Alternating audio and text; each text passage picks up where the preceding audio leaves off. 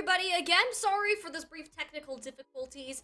We've managed to get the stream back up on running. Our EGF producer today definitely not happy with his PC. You know what? It happens, but we're very glad to be back and continue our map of New Junk City. So we will be starting right where we did leave off, with the exception of maybe 2 fights. So we're going to finish this map, see how it ends up playing out, and in which directions this series will take. Yeah, nothing really more to add, unfortunately, on top of that. I mean, last we saw, at least, it was RIT who unfortunately just lost control of Ducks, and yet here we are, 22% accrued to University of Delaware. RIT, they do have some pretty good ults to come into this, so if they have any time to mount a comeback, it would be now. The Blizzard can win a fight on its own, so can the Earth Shatter. They just need to connect, and a lovely will start for an Ideal Warrior. Ooh, but another one to follow up. RIT guaranteed the pin onto the tank of the University of Delaware. Blizzard gonna zone them off of the high ground, but they get Syrup on the way out. This is RIT starting to come back. They are just about to win their second fight of the entire game so far. Yeah, Cap comes through at 71%. It is more or less last fight territory for University of Delaware, but at this point, you can't be thinking about that. You just need to play perfectly. And with the window and the Earth Shatter, it's very possible for them to do that.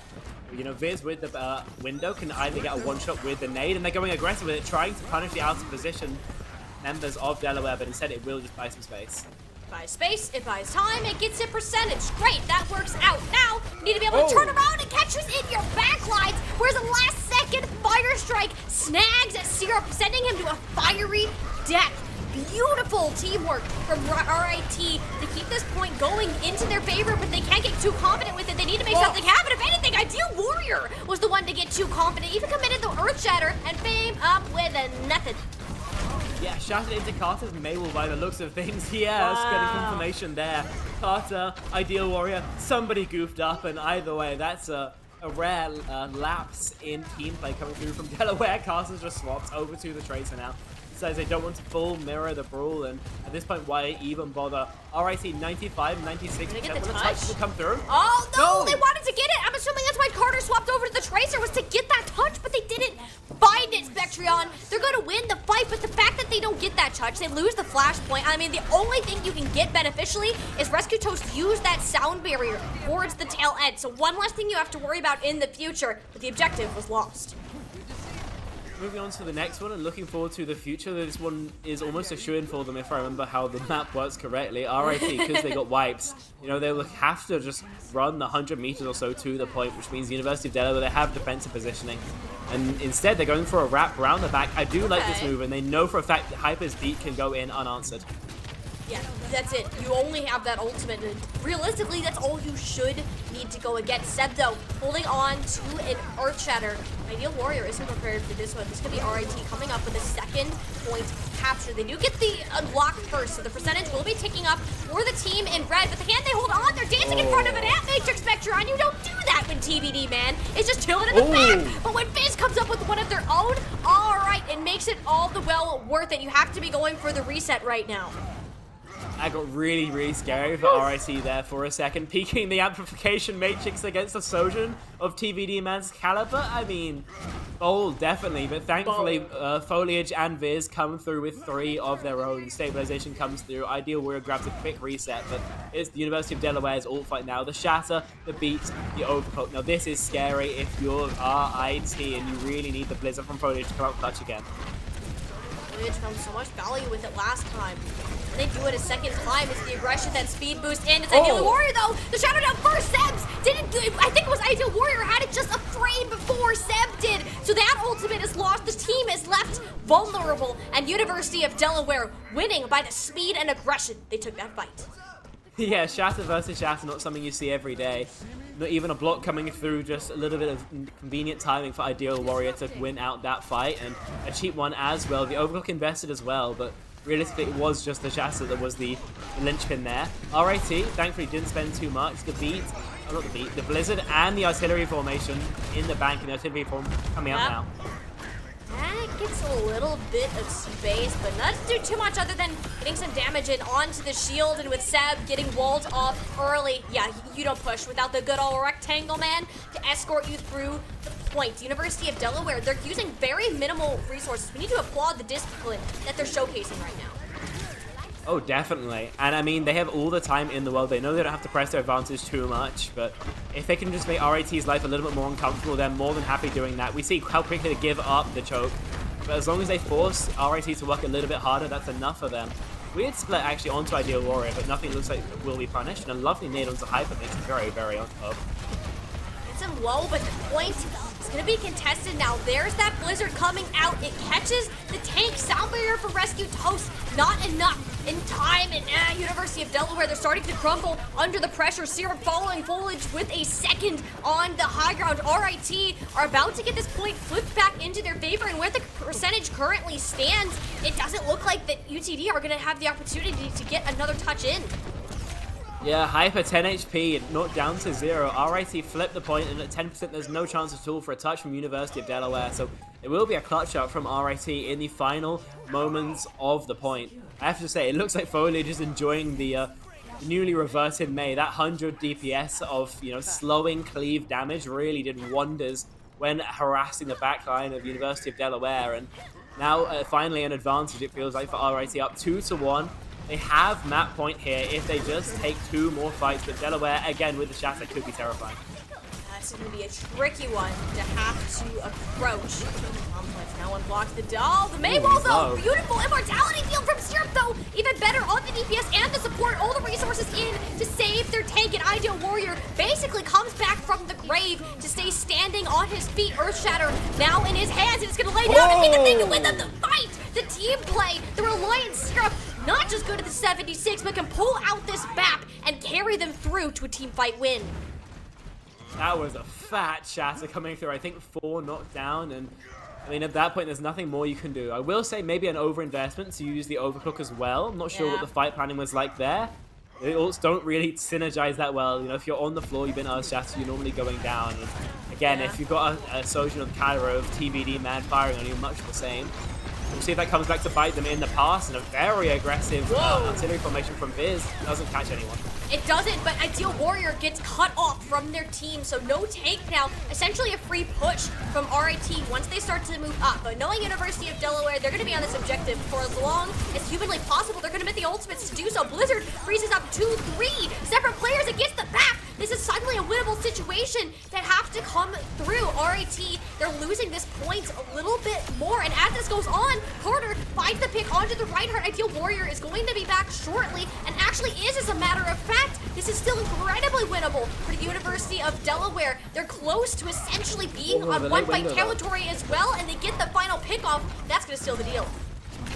The window is so strong, and suddenly it turns what is a resurgence from RIT into just another failed attempt. And 76%, yeah, you're right, it is one fight territory. Rescue Toast as well is going to be here late, so they have to take the 4 and 5. The window has to be good, and so far, nothing yet.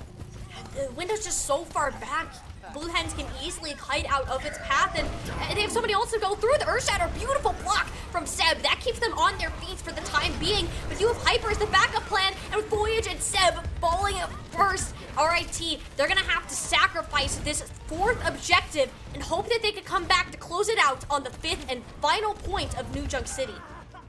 Yeah, bomb flats unfortunately not going too well for RIT. A couple of opportunities there, but unfortunately the luck of the draw, as it were, was on the side of the University of Delaware, and they threw everything into that attempt to recontest. They didn't get too much out of it, so no window coming into this last point, this last flashpoint. Going to be almost toolless for this first fight at least. And remember, the defensive positioning in Overwatch is so strong, so I have to say momentum definitely in the favor of Delaware right now. All they have to do is put the golf ball into the hole if they want to convert. Just have to not slip up on the banana peel, and RIT is going to have to pull out all the stops if they want to keep this flashpoint competitive. It's going to be challenging. This final point, the Foundry, can be incredibly challenging to move through. You look at these chokes right now, and you need to be using these Maywalls to your advantage, but the same thing, Delaware has the exact same idea.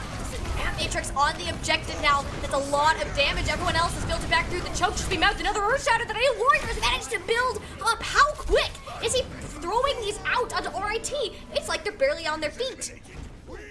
I don't know. The Ideal Warrior shatters have been humongous every single time, and This time, University of Delaware again managed to capitalize off the back of it.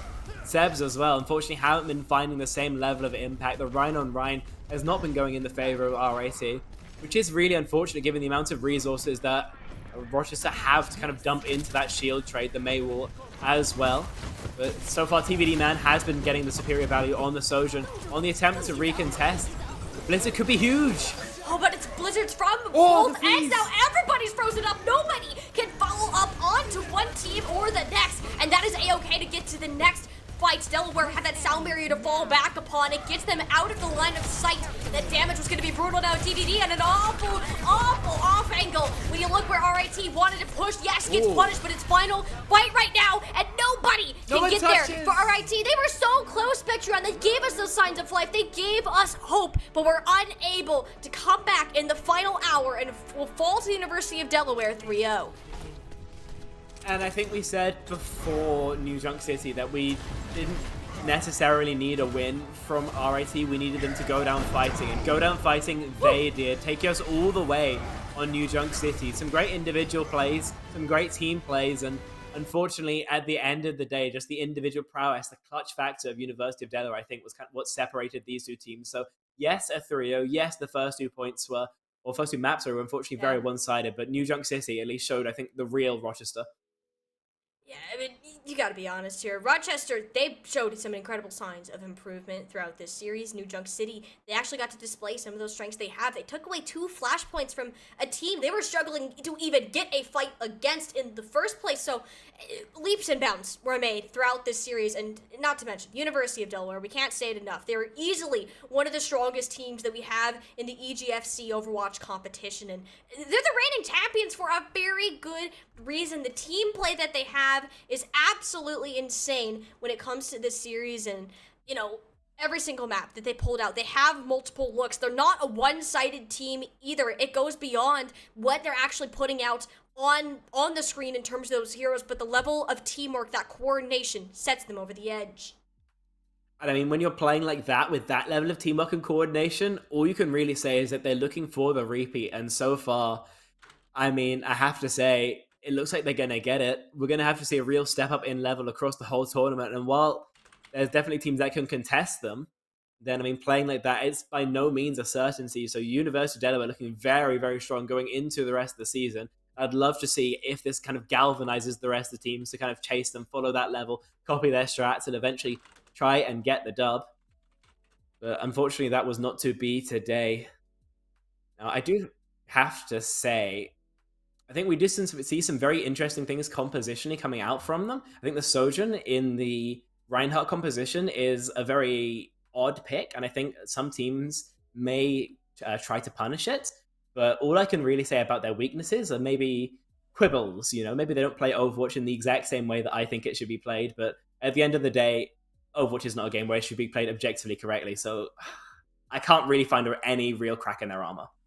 No, not at all. I mean, both of these teams showed immense signs of improvement and gave us a lot to look forward to as the EGFC season will continue to progress. Well, this does mark the conclusion of our first game today. We still have an interview coming up from the University of Delaware, so we're going to go ahead, get that set up, and come back to you with that interview in just a little bit.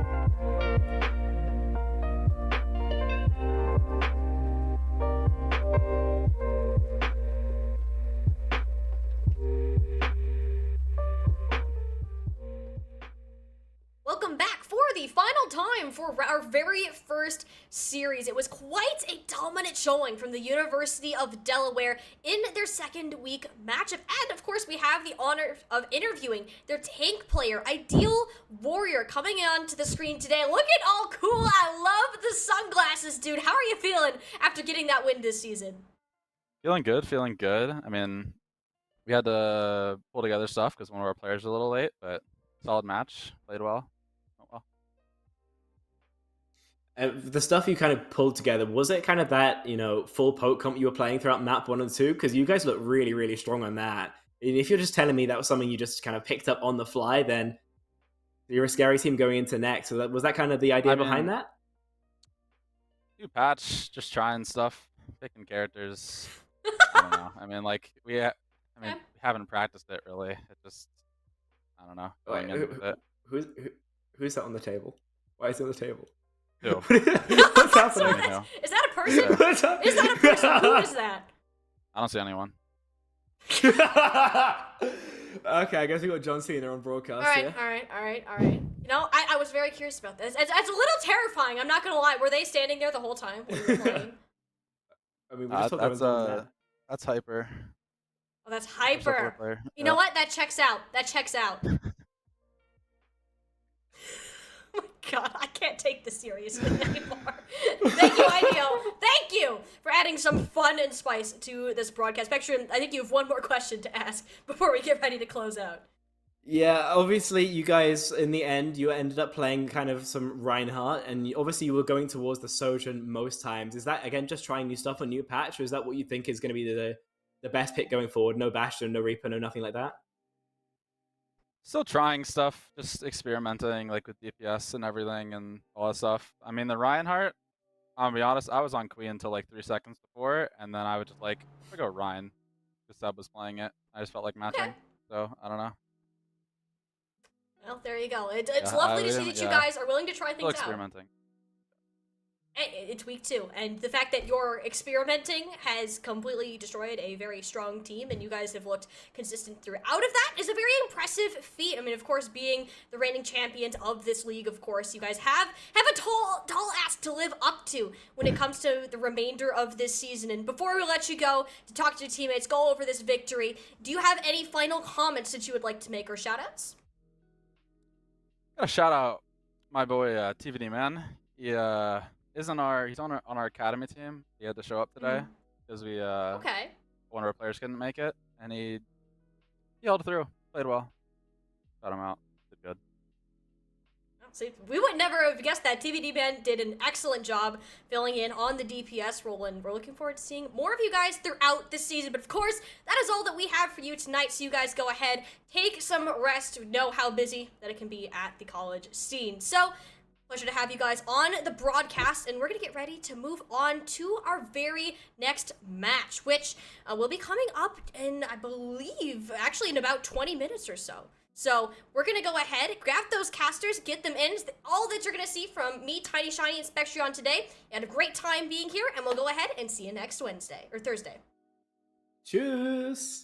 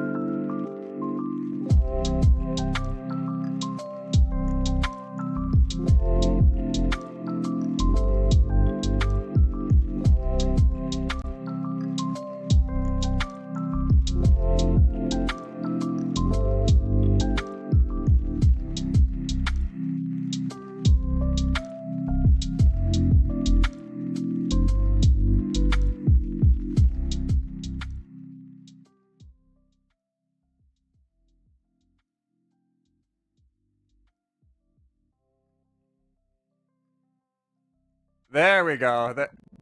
We're figuring it out. Okay, we are. Hey, it's opening weekend issues of the full set here.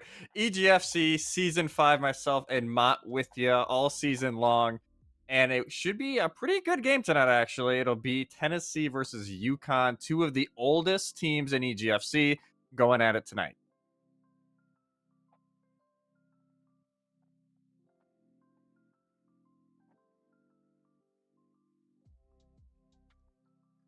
Okay, apparently they can't hear you, Bot. Still, we got producer Dan working on it.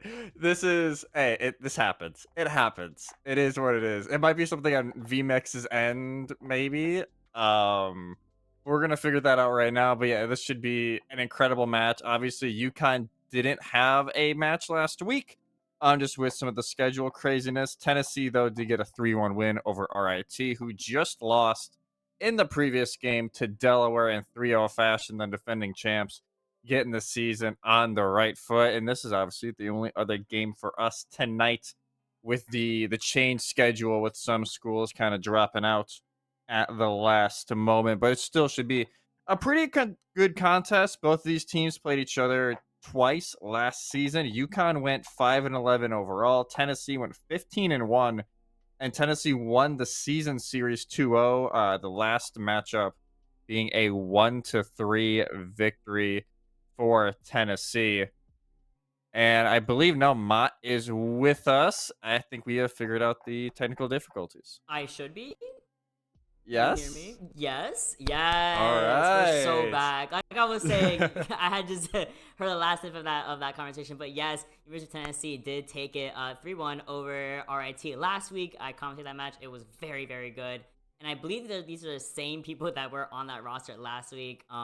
So going up against University of Connecticut is gonna be really like a really good match, honestly. You know, we are in week 2, you know, so we're getting right back into the season. We're getting right back into playing Overwatch regularly. We're getting right back into competition. So we're at the height of that motivation, of that anything can happen possibility, right?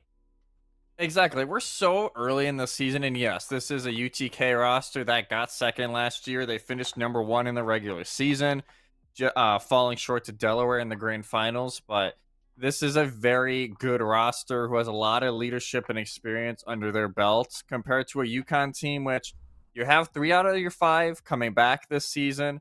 From the starting roster, Eclipse was on the roster last year, didn't really get a lot of play time. They were more, on the bench, overlooking those scrims, getting ready for their opportunity. And Kelp is brand new to this roster, so I'm very curious, especially for them, how he is going to be able to adapt to a UTK team who loves to punish you if you make just the smallest mistake.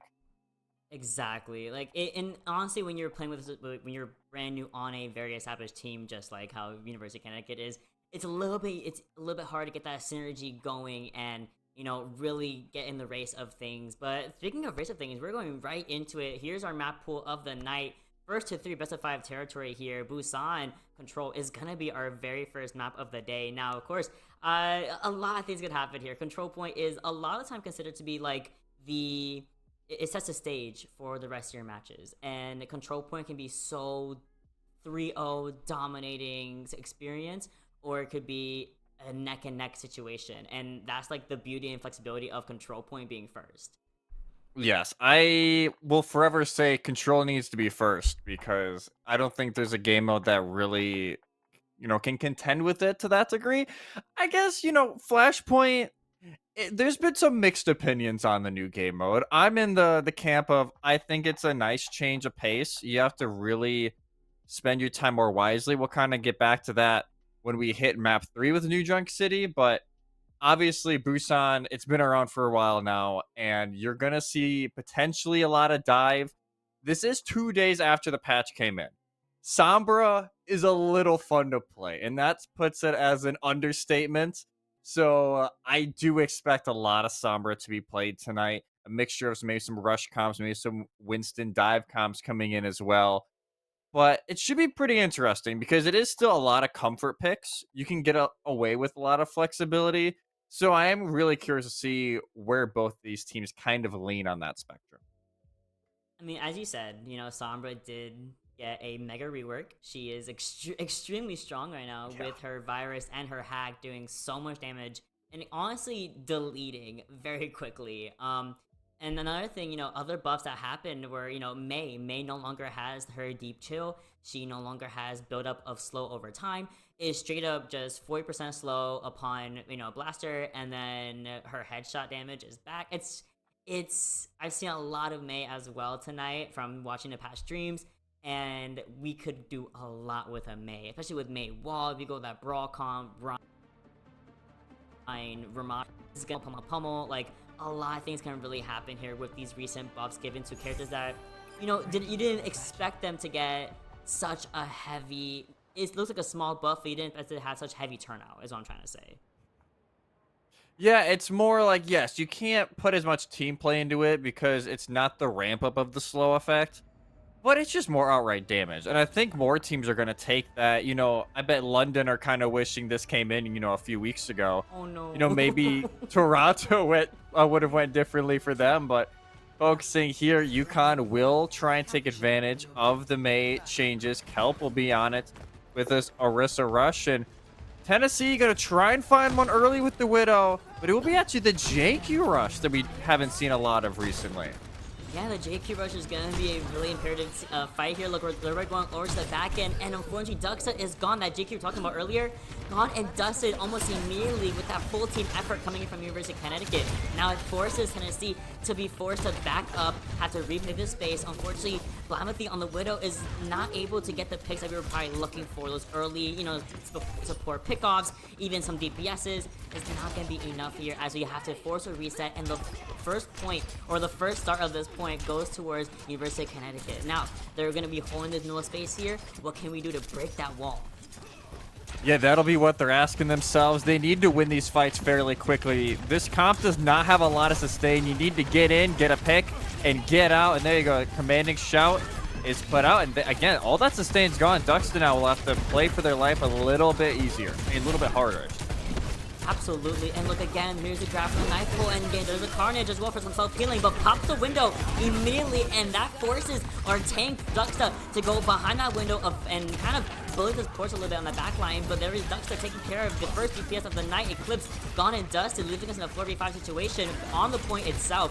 Now we're contesting for a little while here as Reese's gets real low. 4v5 not being enough with that little debuff, so we are gone and dusted. Is the only support left, I believe so, and honestly just May, so we can contest for a while there. Immortality field, there you go. Like it's going to be going in with that ice block just right then and there. It gives us even longer. Blade is ready though.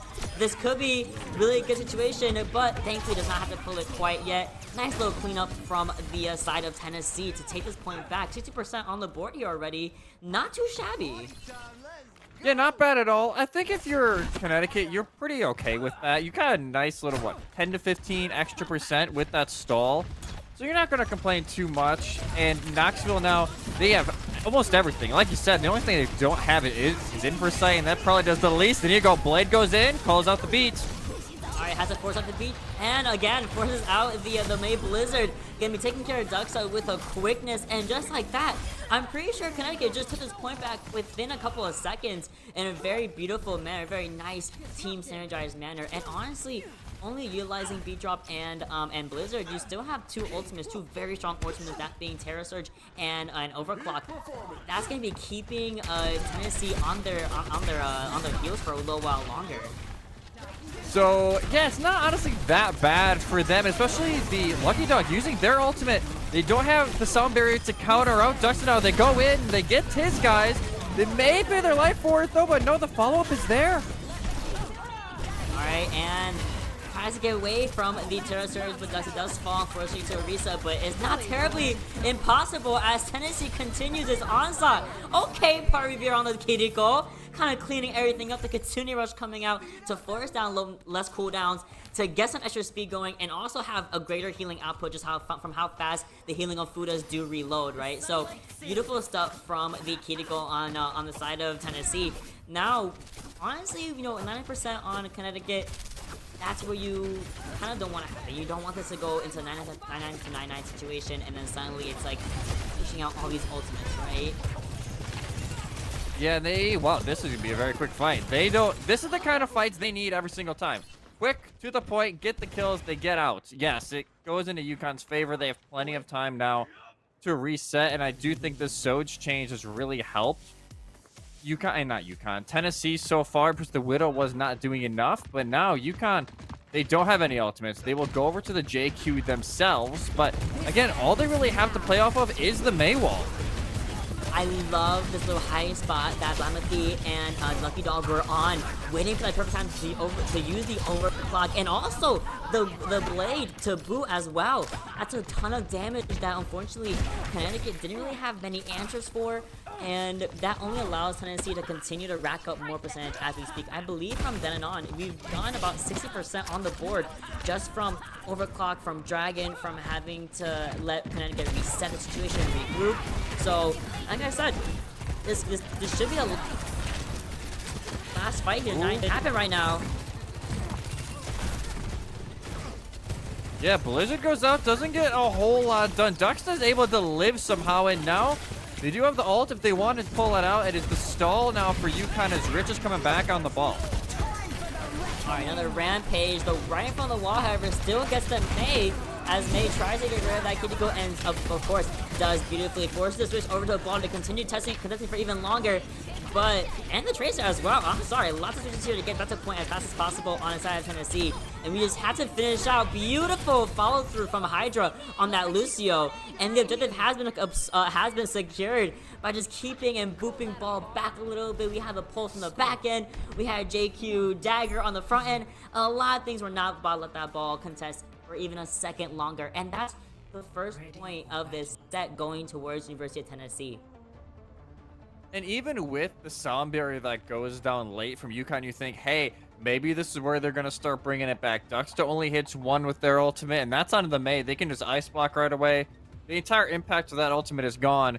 But Tennessee, just the amount of skill they have on this team. You saw it there at the end. Hydra just finding those players, able to finish them off, able to bring it back on round 1, and now we head over to Sanctuary for round 2.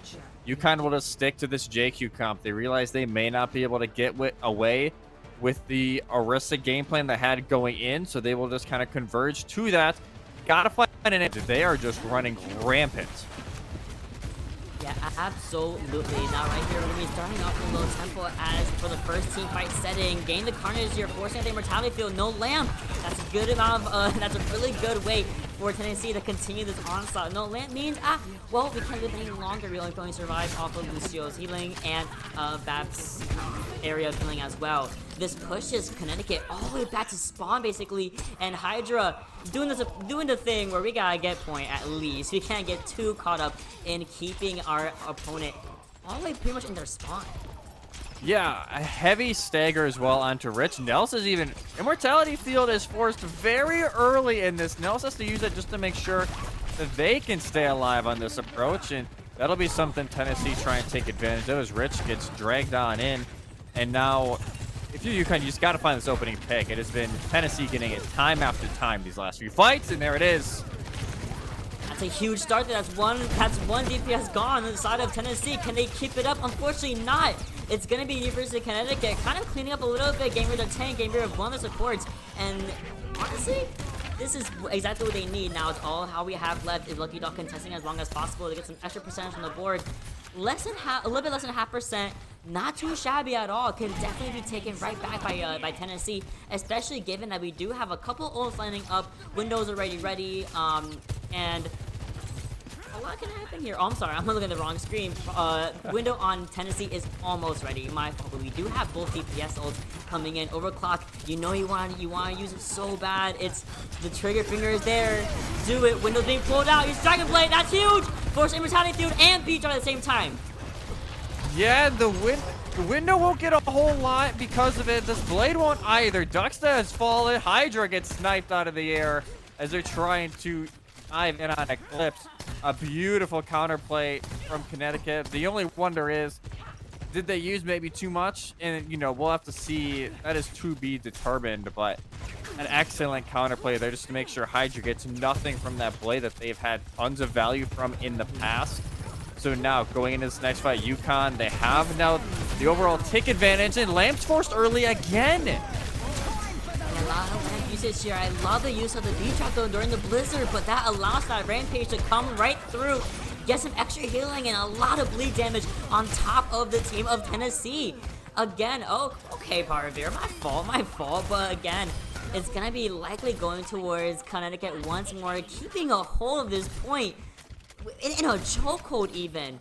They are continuously able to kind of to answer back to a lot of these space-making ults, that being Rampage, that being Overclock as well. Even Blizzard forcing Hydra off the Genji is going to be the first point of action here. Going to be going for a lot more of those, a lot more just hit scan, instead of having to rely on that nano, not nano blade, but regular blade. Rampage is right on the side of Tennessee. Can we use that? It's a beautiful 5 people, oh, only 4. Last minute duck from Lucio, but it's not gonna be enough. The Kiriko Susan is a little bit too late on that bleeding damage from the Rampage, and that allows Tennessee to take it right back. They take it back 50% and counting now for Tennessee, and you could tell Duxter was just waiting for it. And as soon as they see the opening, barge on in, and that was after the previous fight. 3 ultimates they used in a losing fight.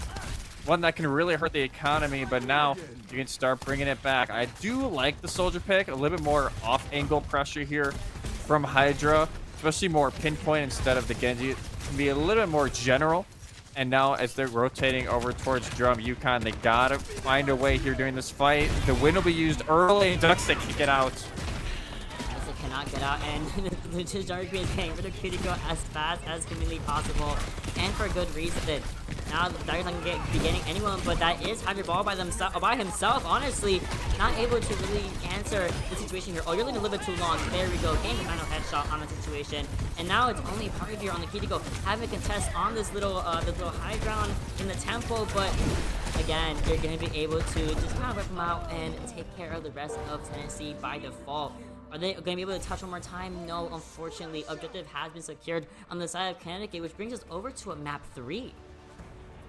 Yes, we will be going over to Mecha Base for round 3, and honestly, it goes into the favor of UConn if they decide to go the Orisa, but even if not, their May play arguably has been better from Kelp, which, you know, going into this series, we talked about it a little bit. They are the new player on this team. Like, they are the fresh blood, and maybe that is exactly what Connecticut needed, as Kelp's done a great job with a lot of these setups with the walls and the Blizzard as well earlier to set up the Rampage that we saw from Rich in the fight that Tennessee used 3 ult, as well as just countering out the Blade from Hydra. They will stick to it. Knoxville will go back over to the Genji. So a lot of the same here in this final round, at least to start off. And again, it's been a fight so far. Who can get that opening pick? It's got to be something close to like 80 to 85%. Whoever gets that opening pick so far has won the fight. And a lot of the knife placement has been important in the wall as well. Just misses on Duck Stuff. Yeah, it does, unfortunately, but that allows, you know, for a longer team fight for a little longer. Going using the shot, getting the Carnage as well for a little bit of extra healing and a lot of bleed damage on the side of Connecticut, but using that lamp again a little bit early, but has to use this to make his team survive a lot longer here. Blasphemy is the first one to go down, but Kelp, the newbie on the team, also goes down. Unfortunately, this is now an even fight here. The Jungle Queen is going right at it, one by one, but I love that Duxter just turns his attention over to the supports, gets rid of Nelsie with a quickness, and allows us to kind of be skewed more in favor of Tennessee. And that allows them to actually take the first part of this objective.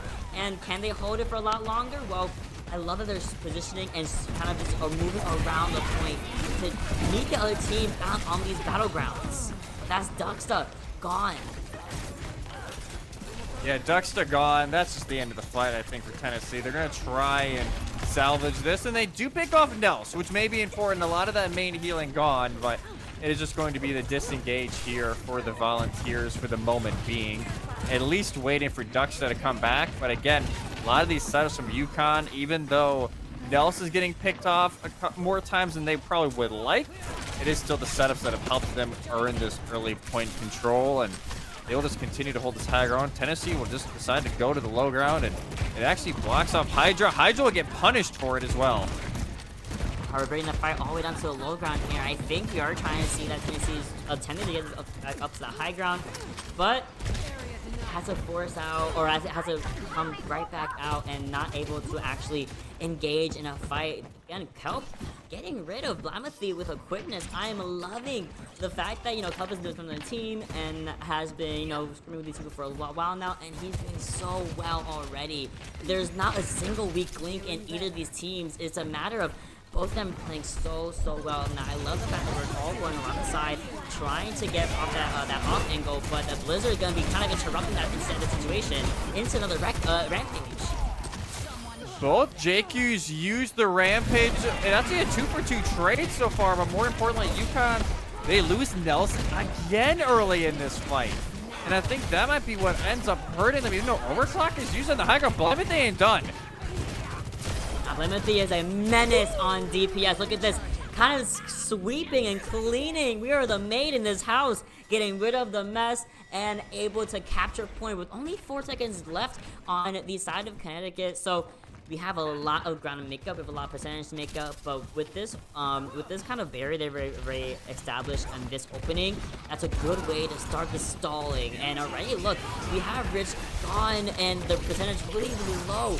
The blade is out and about. We're getting the lamp out of here. We're getting the DPS out of there. And Nels again falls, leaving the support to almost no healing, unfortunately. With Lucio's healing output, it's simply not going to be as effective as if both Bat and Lucio are together, with Bat being most of that healing. I do think there, especially Hydra's just waiting for that lamp to go down. They see Rich maybe extend ever so slightly more than they should have. Lamp goes down, and it is a free blade in the backline, and now Tennessee get aggressive again at this choke point, but Duxta's isolated. And Duxta isolated and gone just like that. That might be a really big factor here. Tank is gone. You have all of your team on Connecticut. Oh, Nelsie! Oh, Nelson's just cleaning everything up today. Blackwood gone, Periver gone. We got rid of most of the supports here. Duxta gone for the count, was not there to see the team go through. We are able to come back to point, recap it, and allow this win to go towards Connecticut, which is amazing output of just Connecticut's team power. This was not the first map result I expected tonight. I will not lie. UConn playing extremely well on Busan, and I think a little bit of it is Tennessee just didn't want to change. They were pretty locked into this JQ rush. They feel obviously very confident in it, but it just didn't work. UConn were able to find the counter comp, especially with the May change that came in. Like you said, it's just damage. It is pure damage. You can really isolate and kill someone so much faster now if you're just the May. We saw it later on in that final phase to where Hydra gets blocked off in the small room and it's just gone. They just get deleted by the May.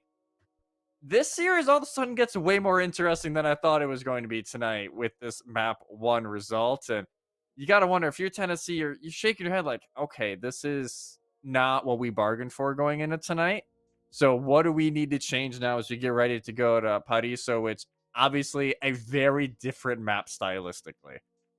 Oh, absolutely. I mean, I know a lot of people have a love-hate relationship with this map. I have a love-hate relationship with this map, especially as a support, right? So a lot of, I feel like this map has like the most high ground in any of these hybrid maps, and that's kind of like your ticket to success, is that high ground defense and making sure that they cannot get past that bridge before you even get to the objective.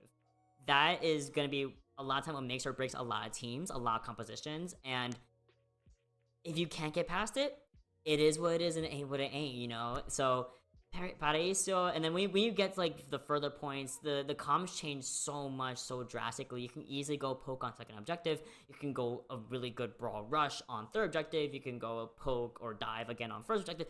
A lot of things can be so flexible on Paraiso. Yeah, it's so dive heavy in the beginning of this map. If you're dive and poke heavy, third phase, I do like seeing the looks different teams are try and come out with on third phase, because you can run almost anything on that. You can run the poke, you can run rush. I guess maybe not. I shouldn't say maybe not Ryan. Again, Ryan's such in a weird spot. I think everybody knows that at this point. He's like, hey, he's such a meme pick. No, you're not hottie. Like, nobody else is hottie other than him. So it's hard to make Ryan work right now. But I do want to see the adaptations from Tennessee. You're not going to be able to get away with the JQ here. So what is going to be your next call out? I do think the Winston comp, especially on attack, can be really good on this map. So I want to see if that's what they pull out because, again, this is the team that finished first in the regular season last year. And their only losses were to Delaware. Like, that is not a bad thing at all. So going in, they will be attacking first. They're currently teasing this poke comp. And yes, Hanzo has been fixed, by the way, before we see chaos in the chat. He's been fixed before this game went live. And UConn, I don't blame them for not really changing it up other than Rich in the support line a little bit. Going over to the Winston for a little bit of that heal. And as well as Tiz guys and Nels going the Ana and Kiriko. Traditionally, you'd see the Brig instead of the Kiri, but I don't mind it, actually. Limit more mobility to try and run around with Rich. This Bastion, though, may end up causing them a little bit more trouble than they bargained for. Absolutely, especially with, you know, I think he did get some of his changes reverted back, i.e., you know, armor back during turret form, which was insane. But, you know, that Bastion is going to be the biggest factor in just demolishing that Winston bubble before he even has the timer run out. And then, again, Hanzo's been fixed within 5 hours, by the way, so he's all good to go. Winston, again, going to be a really good pick on defense here, using the dive composition. I love it here. I love killing also. Biggest factor here, killing for supports. That's exactly what they're going to be going for. They want to get rid of that Ana. They want to get rid of that Kiriko ASAP. Terraform already active and ready. Trying to get rid of that Kiriko. Not Kiriko, that Ana. Forgo has to retreat back into the building there. And already look how far forward that Tennessee has come already towards the point.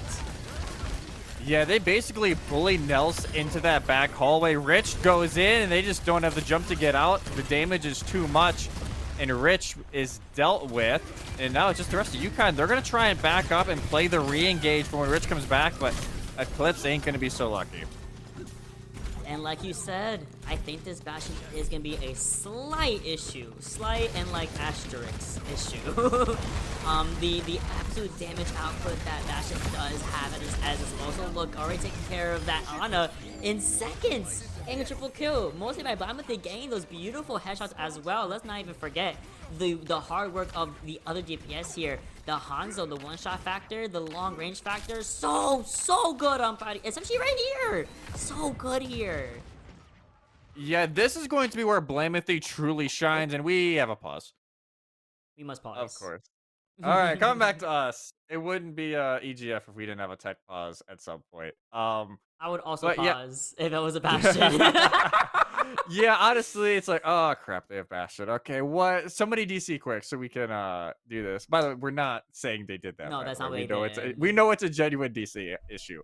But yeah, you gotta think if you're UConn, you maybe try one more fight with this, try and get the Primal Rage, and then you gotta think of a swap because the Winston into Bastion is legit you jumping into a volcano. It is not going to be a fun time, no matter the circumstance. Just because your bubble gets burned down too fast and you can get accretioned out of your jump. You know, the Storm Airs especially, if Blamuth holds on to them, they just die. There's nothing that UConn can really do about it. So at least this is the start Tennessee needed after a map 1 result that they probably didn't expect. And this is the versatility as well that we were really wanting to see. Absolutely. And yeah, I think you said it very, very beautifully. You wrapped it up very nicely, where it's just you're going Winston against Bastion. Your shield is basically non-existent. It's a Rayon timer, and it's broken. Like, it's like, okay, what was the point? You know, you can't put your supports as fast as you could if it was literally any other DPS. It's just an unfortunate situation where, unfortunate DC, but at the same time allows them to kind of, you know, hush, talk about it real fast, be like, okay, they have a Bastion, what can we use? We can utilize a different tank, we can utilize different DPSs, we can utilize, especially like a Genji or something like that, just kind of deflect the turrets, deflect the bullets, or anything like that. It would be really good. But yeah, as we get this, you know, this situated, really good start already for Connecticut. Really good start. Again, not what we expected at all. No. Sounds like Paravir is resetting their PC. They had a PC hardware issue, so obviously it wasn't even UConn's issue. It was Tennessee's issue. The point cap was just a little bit too much for the PC to handle, but I want to see UConn try and take advantage of the high ground. The only issue is going to be, we kind of saw before the pause, Tennessee is so far forward already. They have complete control of those middle buildings, so it'll be really hard for that backline to really settle in to that back bridge. But if they can, then the output, especially with those bio nades, can be, it's the most important thing for this comp. If you can hit the nade into that backline, they don't have a Kiri, you can just finish them off, especially the Bastion, get them away. Because you could deal with the Hanzo at least. Like the Hanzo's Yes. a little bit easier to deal with. The Bastion, it's not good. It's not good for you if you're a Husky right now. So I am very curious to see how UConn try and adapt with Tennessee having plenty of time. I'm going to ask our producer, do you want us to go to break here quick? Just because we don't know, or you just want us to kind of hang out? Oh, good. Okay, so we're just gonna hang out for a minute here. It shouldn't be too long of a pause, but yeah, it should be. I would say overall this season should be exciting. It's season 5. You see the giant V in the middle of your screen now. It is weird that we've been going for this long, and obviously we've seen some faces come and go in terms of prod talent as well as teams, but this is going to be a fun year. I really do think these are going to be two of our better teams, especially now that UConn, hey, they're showing up when we didn't get to Yeah. see them at all last week because of some unfortunate circumstances. So this is our true first look at them. And so far, so good. Absolutely. And again, playing extremely well already into their first matches of the day. Or of a night, may I say. But it could still go either way. That being the beauty of hybrid.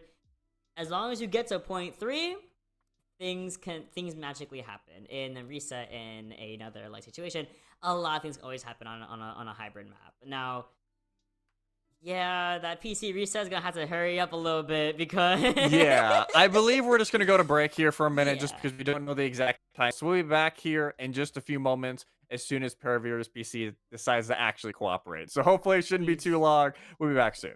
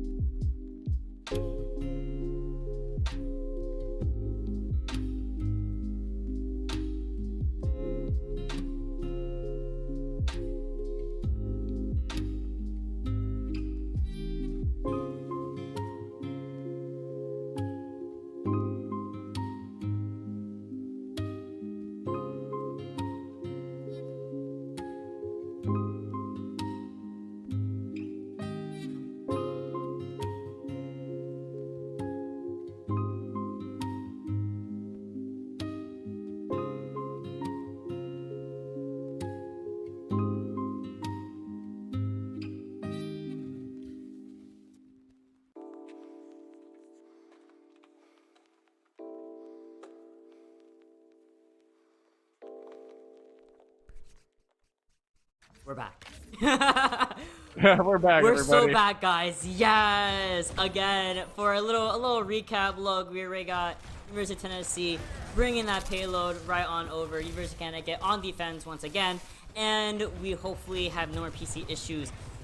Oh, we're ready to back into this game. Tennessee is taking this high ground with a quickness. And you see that switch to Sigma from the Winston as such a good idea. I'm glad we did find that alert. You know, we can't go Winston on this map because of Bastion. As you Sigma suck and get some extra. Okay.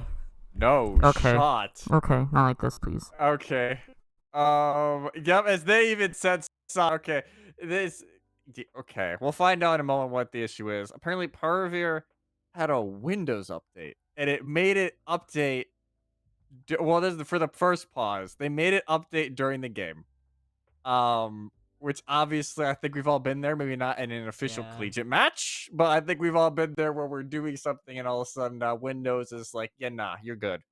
Hello. Hello. Hello, So, update or I die. So we'll be right back. Windows is at it again. So we're gonna go to break yet again. Hopefully this is the final break we'll have to go to for a bit. Stay with us, everybody.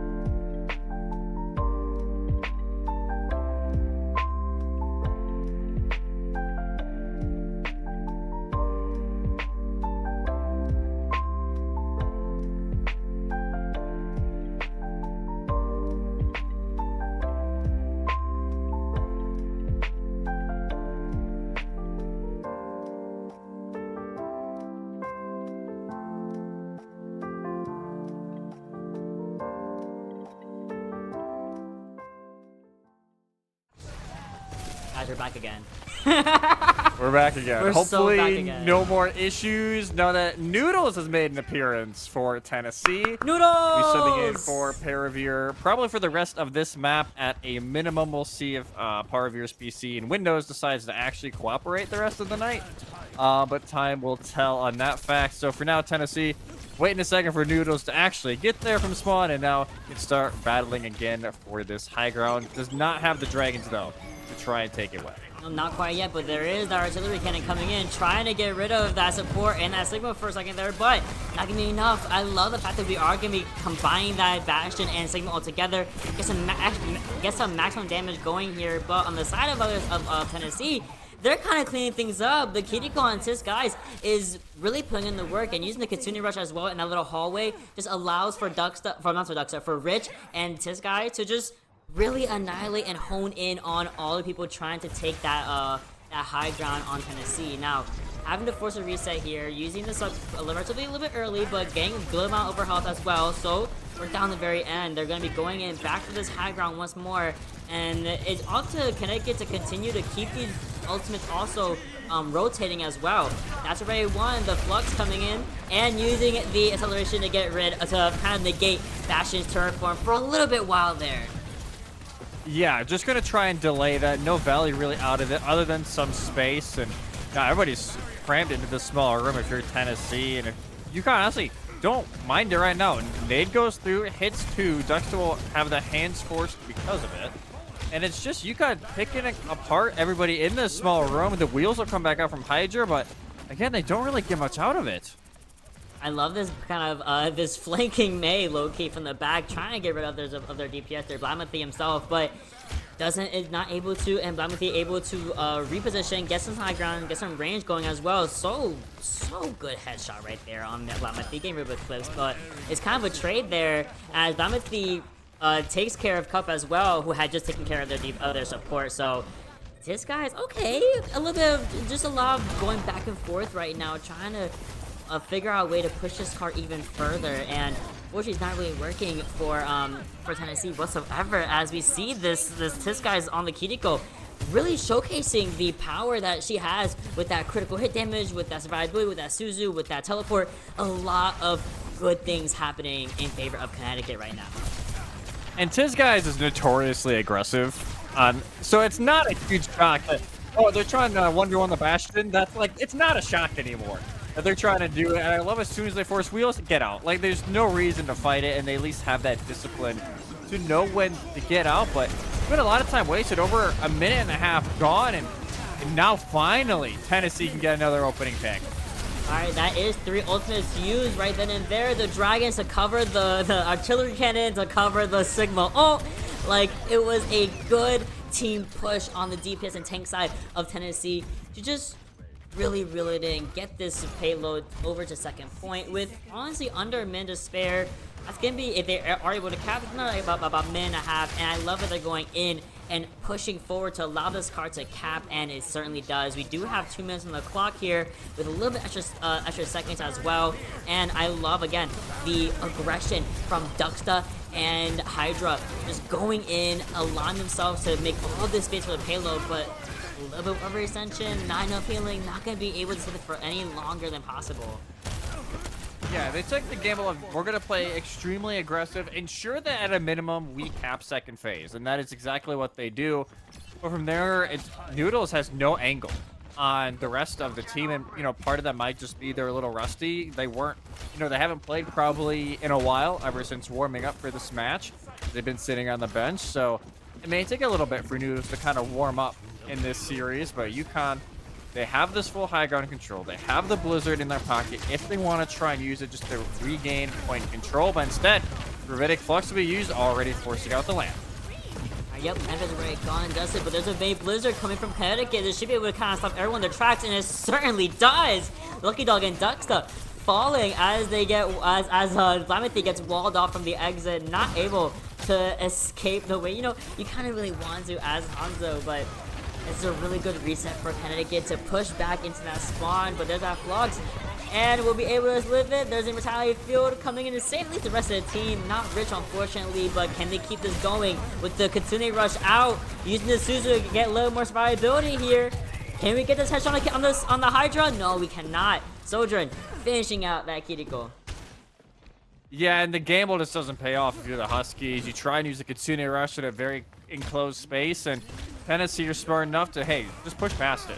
Don't allow them to get a lot of value out of this, and that's exactly what they do. Art now reaching the final corner, and UConn still got plenty of time here to try and go at this. They have the window to set up. They got to hope the rest of their ultimates start coming in shortly after, though, and they do have the Ilari actually in a late swap. Yeah, the Lari, in order to get some more healing output, some DPS as well. I love Ilari as a choice on this map. As like we were saying, lots of flexibility is available here on Last Point Friday, so you can do whatever you want. And just like Hydra is doing whatever he wants right now, gain some nice help picks there, gain some other extra damage with the area of damage in that area, in that little close space in the spawn. And a has to force on the ball. Rich has to come, contest, be ball, do what ball does best, and get those shields going, get some extra health as well. Overclock as well, coming on the point, but it's not gonna be enough as Bamati takes care of Eclipse with the quickness, and Hydra just follows through on the other DPS of the May.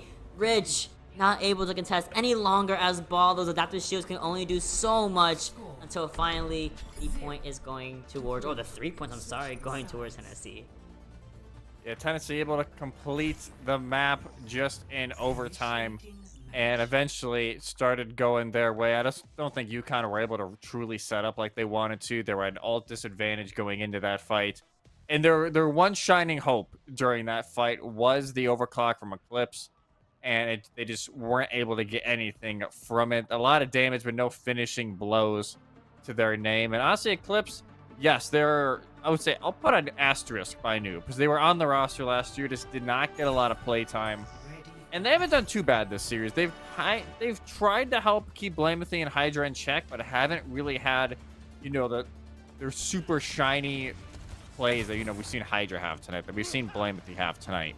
But they've been able to at least keep up, and I think that's exactly what they need them to do going into this. It is their first official match with the Huskies this year, and I think their first start with the Huskies ever. So, yes, it's going to be a learning curve for them, but they've been able to adapt really nicely.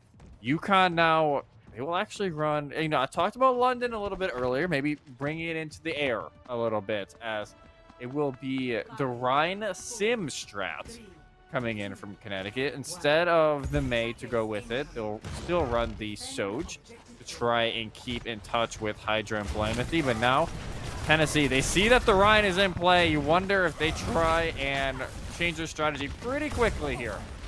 Yeah, they're definitely going for a very rushy, going straight to a point with the Lucio speed boost, with the Rhine just charging right in, going to the high ground, taking care of that area, very similar to how Connecticut had done them earlier, correct? So only bringing back the favor, and I love this approach as well. Look at this, the Sim teleport onto the high ground, exactly what we need, and we go back. We can't go do the back end. We can do a little wraparound around the point in order to just kind of. I think just to discombobulate Tennessee for a second there. Now they're forced to actually go backwards, going away from the point. It's almost as if we have swap situations. It's almost as if we have Connecticut once again on defense and Tennessee on attack. But, I mean, they're playing this beautifully. Look at the Ryan taking care of the Sigma. That's one less thing to deal with. They can cap point. They can use that big old shield and take care of that that rock right there.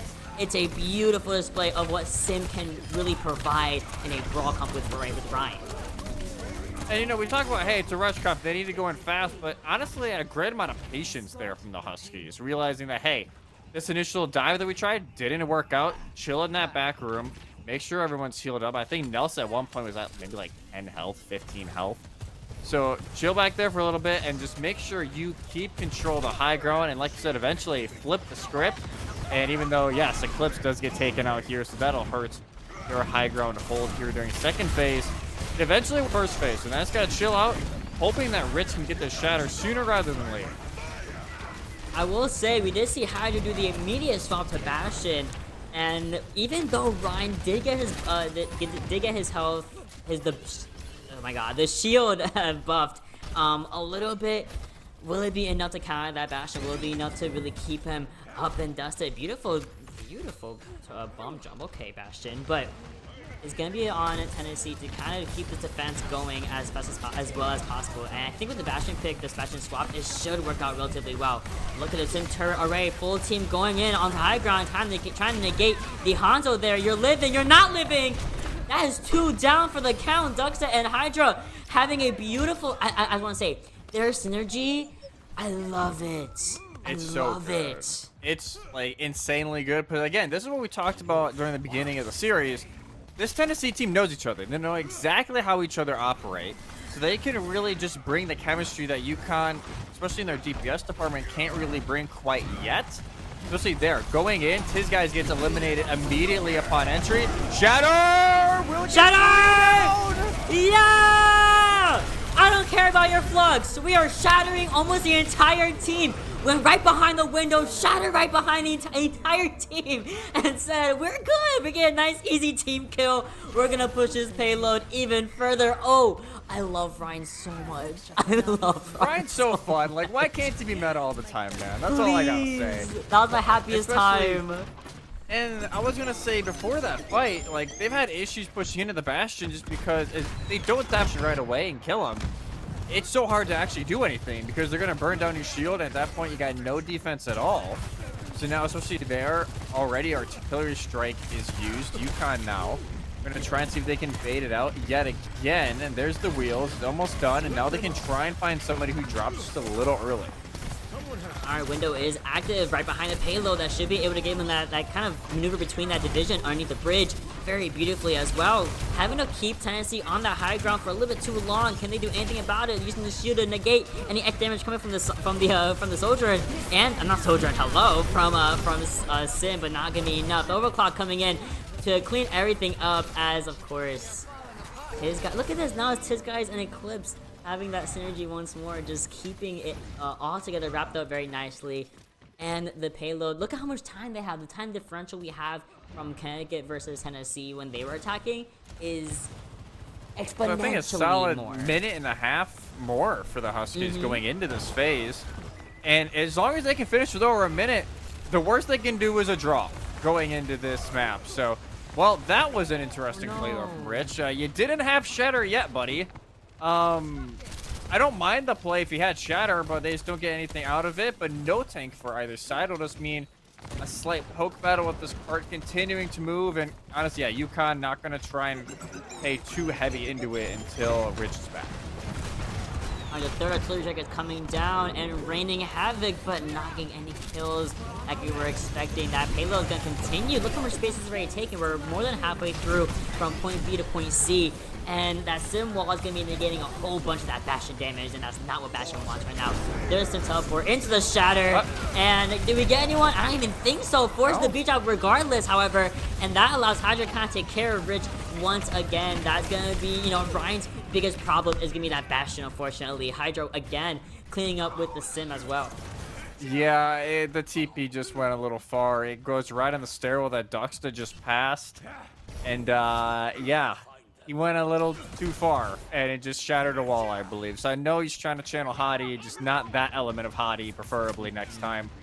But you kind of realize that, hey, we got a lot out of this comp, but this part of the map is not going to work in the beach. Just to help, they get an arrow straight to the forehead, and a beat really can't stop that. So one of the best ults you have for UConn goes to the wayside, as you really can't capitalize now.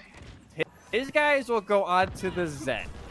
Which I don't mind for target focus, but it's definitely a choice. Oh, I love Zen in this house. The Zen hoodie is out today. We're going to be fighting again in this hallway for a lot longer than expected, and that's going to be, you know, we have a lot of switches here. We already have Kel back on the main, likely for that ice, for that blizzard as well, kind of just negate any kind of damage that Bastion does to them. We do have that switch to Sigma again, and again we mentioned the Zenyatta for just, you know, target specific actions. The Discord is on Sigma on the other side, Duxter right now, and will these be the answer to Bastion? I don't know, as Hydra gets a nice pretty bomb on that Zen and trying to get rid of the other support, instead tickles the immortality field, but Duxter kind of follows right through for Hydra there, as they get another beautiful reset, allows them to just continue this this defense, this whole wall they put up right on the payload, right around that bend of the corner, that choke point. So we have less than a minute. They had 3 minutes and 30 seconds. It's gone. We have that a advantage minute they to do had anything. is completely gone. Like, the advantage is gone. At this point, you wanted to be able to cap the point. If you are UConn, and Tennessee's done a great job of rotating those ults. The Dragons early will separate Rich and Kelp, but see, Rich will be taken out because of it. Noodles is traded, though, so it's still winnable for each side. Absolutely. Can they cap? No.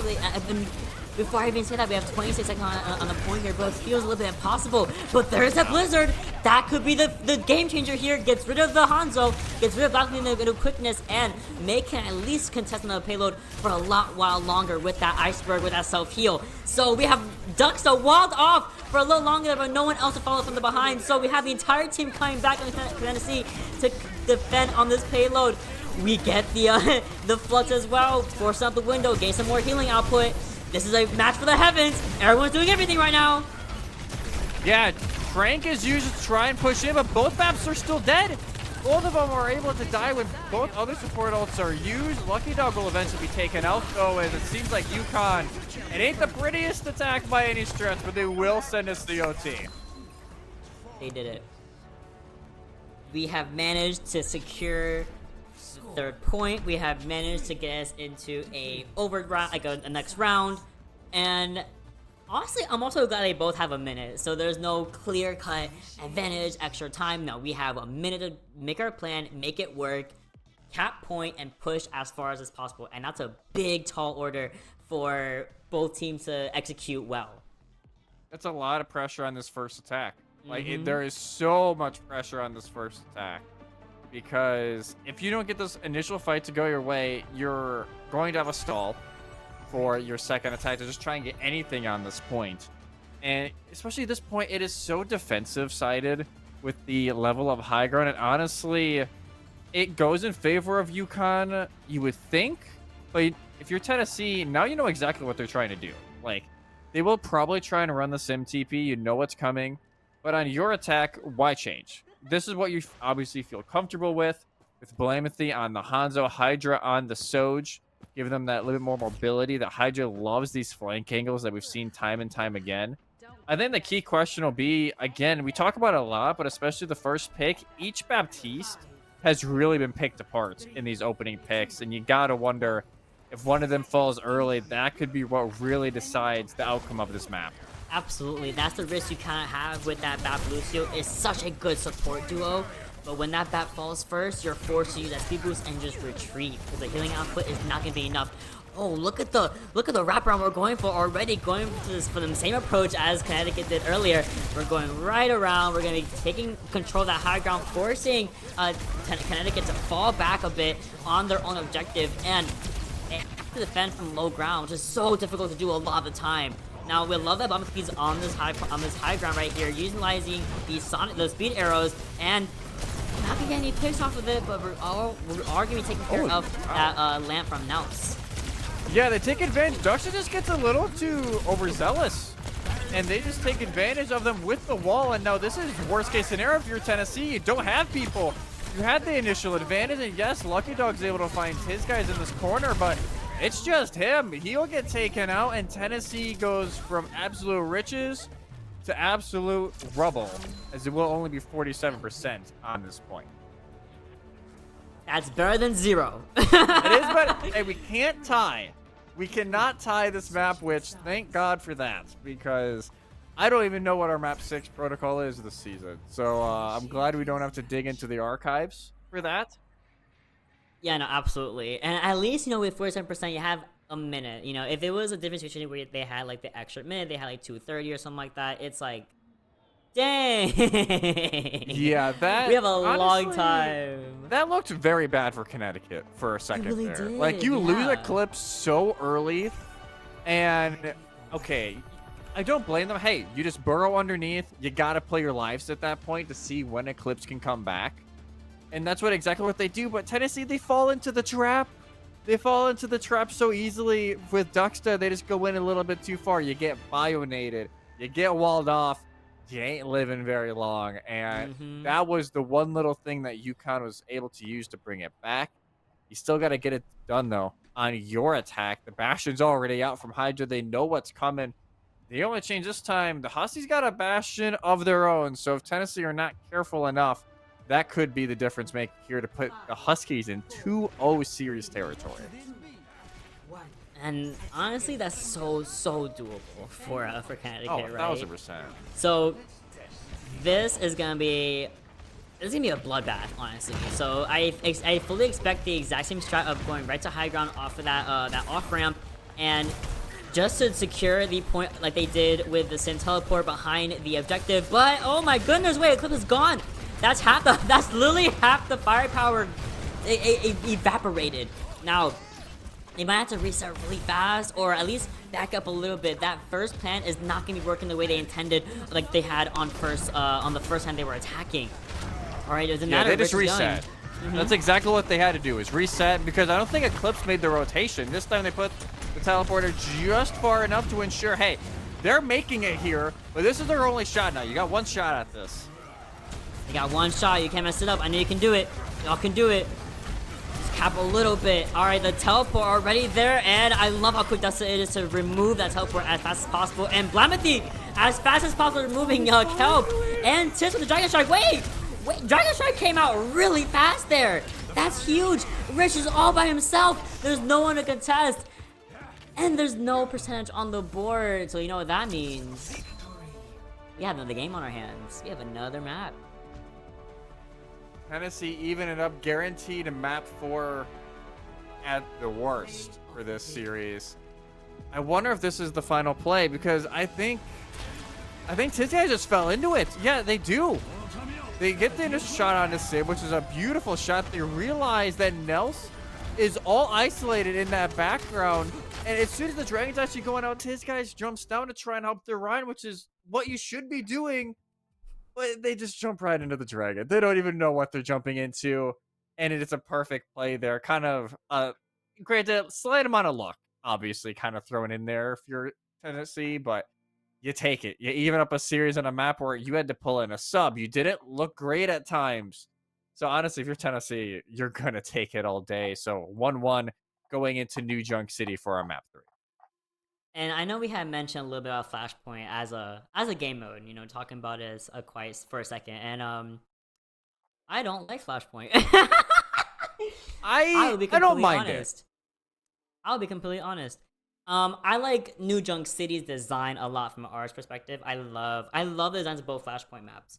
But as a game mode, it's so fast paced. So many things can happen at once. Sometimes, you know, if you cap at 50% and then the other team is trying to respawn, sometimes they don't even have enough time to regroup, get their bearings together, and go get that point before it caps. And the randomness of the points of where they're going next is also a big factor. This map is truly, like, it's a good middle map because so many things can just happen. If this was like a game 5 map, it would be so... It wouldn't have the same effect than if it was a game 3 map. I agree with that. And I think it's not like Control, like, hey, we guaranteed pretty much have 3 fights. In this, you may only have 1 to 2 fights. Like, that is a real possibility depending on if a team caps during the initial fight and how long that second fight goes, because it goes, I think it's 1.2, it's a tick every 0.8 seconds compared to 1.2. So this will be, okay. This, I'm going to smack you, Dan. Dan, our wonderful producer, pointing out the obvious. Love you too. We love you, Dan, but Jesus, man. I forget how much he interacts in the chat. So get ready for that all year, by the way, people. That is something that happens all year. But depending on the staggers and how long these fights go, you really have to make sure, like, if you think it's at 85%, you're just spawning in, you just gotta pray that you know where you're rotating to. You gotta take the gamble and rotate early. Absolutely. Always gonna be starting off in the arena. However, this is gonna be a really good start because we're both running that Junker Queen comp with the Lucio speed boost to boot. So this could be a very fast-paced in and out type deal. A lot of things could happen at once. Now I do like the Kelp, you know, the Mei that Kelp is repping right now, and the backline kind of getting harassed by Blamethy, who has been a tear on DPS today, as always, but today especially playing out of his mind. so out of his mind. Okay, already 2 down, and Dustin, one support tank gone. That is going to be definitely a forced reset, unfortunately, for the side of Tennessee. I do think Tennessee need to swap to something other than the Genji, because I don't think it does enough into this. And I know you want to run it because Flamethy's comfortable with it, obviously. You know, we've seen some of the blades from him already today, and they, you know, most of the blades actually were pretty good. But this Mei is too much of a setup tool for them to finish off these targets so quickly if you're UConn. The Tennessee don't really have a way to answer. Even if it is just a counter wall, you either have to commit Suzu or you just die. Exactly, and then walling off our Sojourn hero, Hydra, gone. Oh, that was a beautiful headshot, and getting the self healing from the ice is so good. Now that's just how well Cub is playing, being the newest member of the team again. And you are pulling your weight. You're doing so well, sweetie. Now Dux is all by themselves. Can they do anything? They do. They go for the Rampage, get rid of Rich on the other side of the Junk Queen duo. Now, can we contest for a little bit longer on this point? I think we definitely can. Oh my goodness. Beautiful Suzu coming in, but oh no. It's kind of going crazy. The overclock already out, but Hydra shut down immediately. I don't know if the overclock was needed. I get it. You want to make sure you win the point, and I understand if you're Hydra, but I don't know if you really needed it. That's the only thing you really had at hand going into this next fight. You may get Blade late on, but they have the sound barrier for it. A clear advantage going into UConn's favor. This next fight, there we go. Commanding shot in. Duxta's isolated. Wall goes down. Yeah, there they go. Suzu used, and this is going to get ugly very quick. Yup.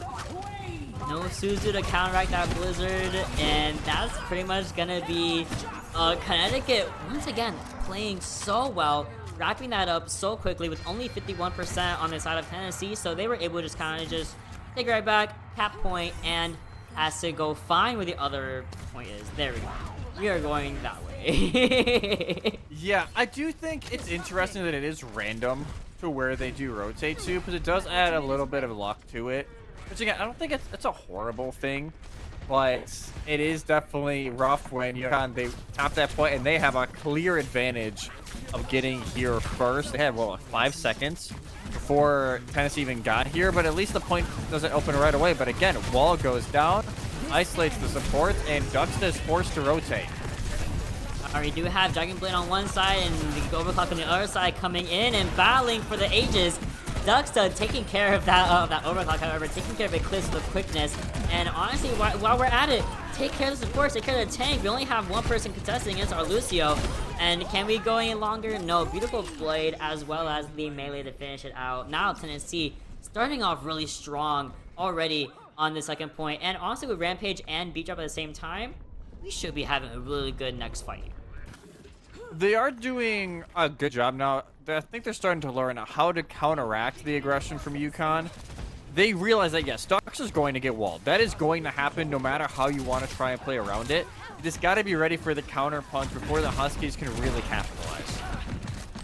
Yes, absolutely. Breaking that wall down is so important to keep our tank alive, and they've been doing it very well all throughout these past couple of games.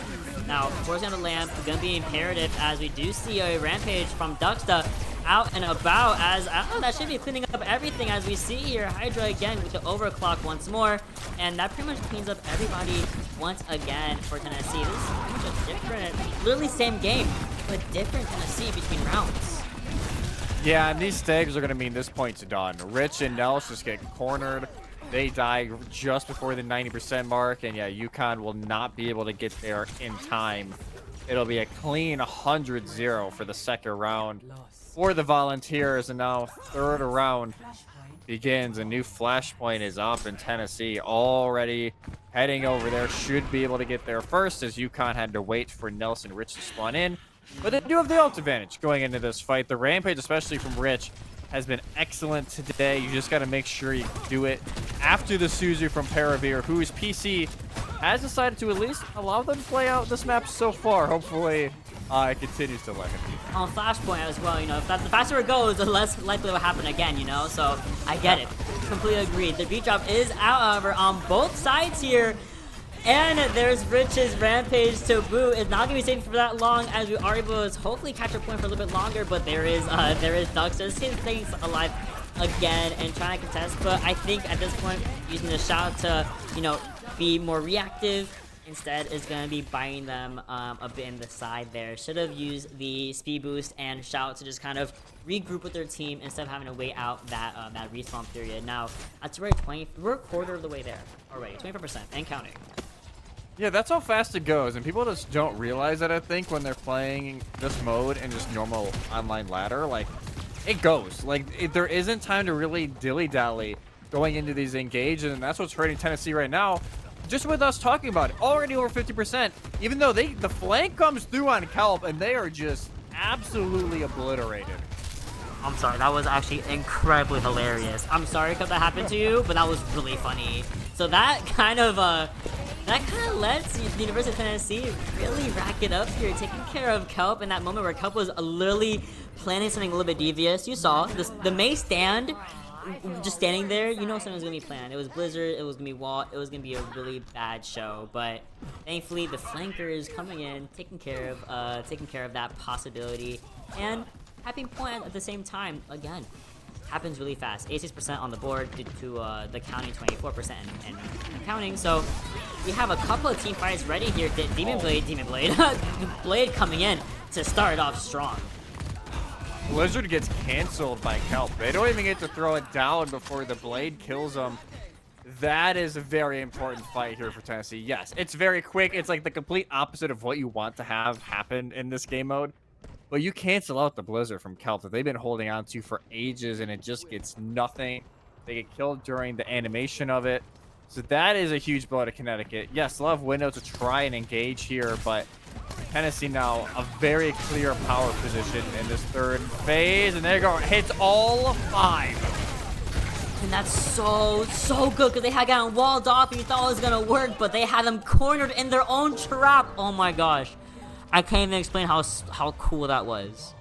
That allows them to cap that point, by the way, but the rampage against their own wall, they were trying to, you know, block off Duckstuff, but it was like, nah, Dux is gonna rampage and get all 5 of you, and that worked out so well. Allows them to go 2-1 so far for Tennessee, and having to defend on this next point.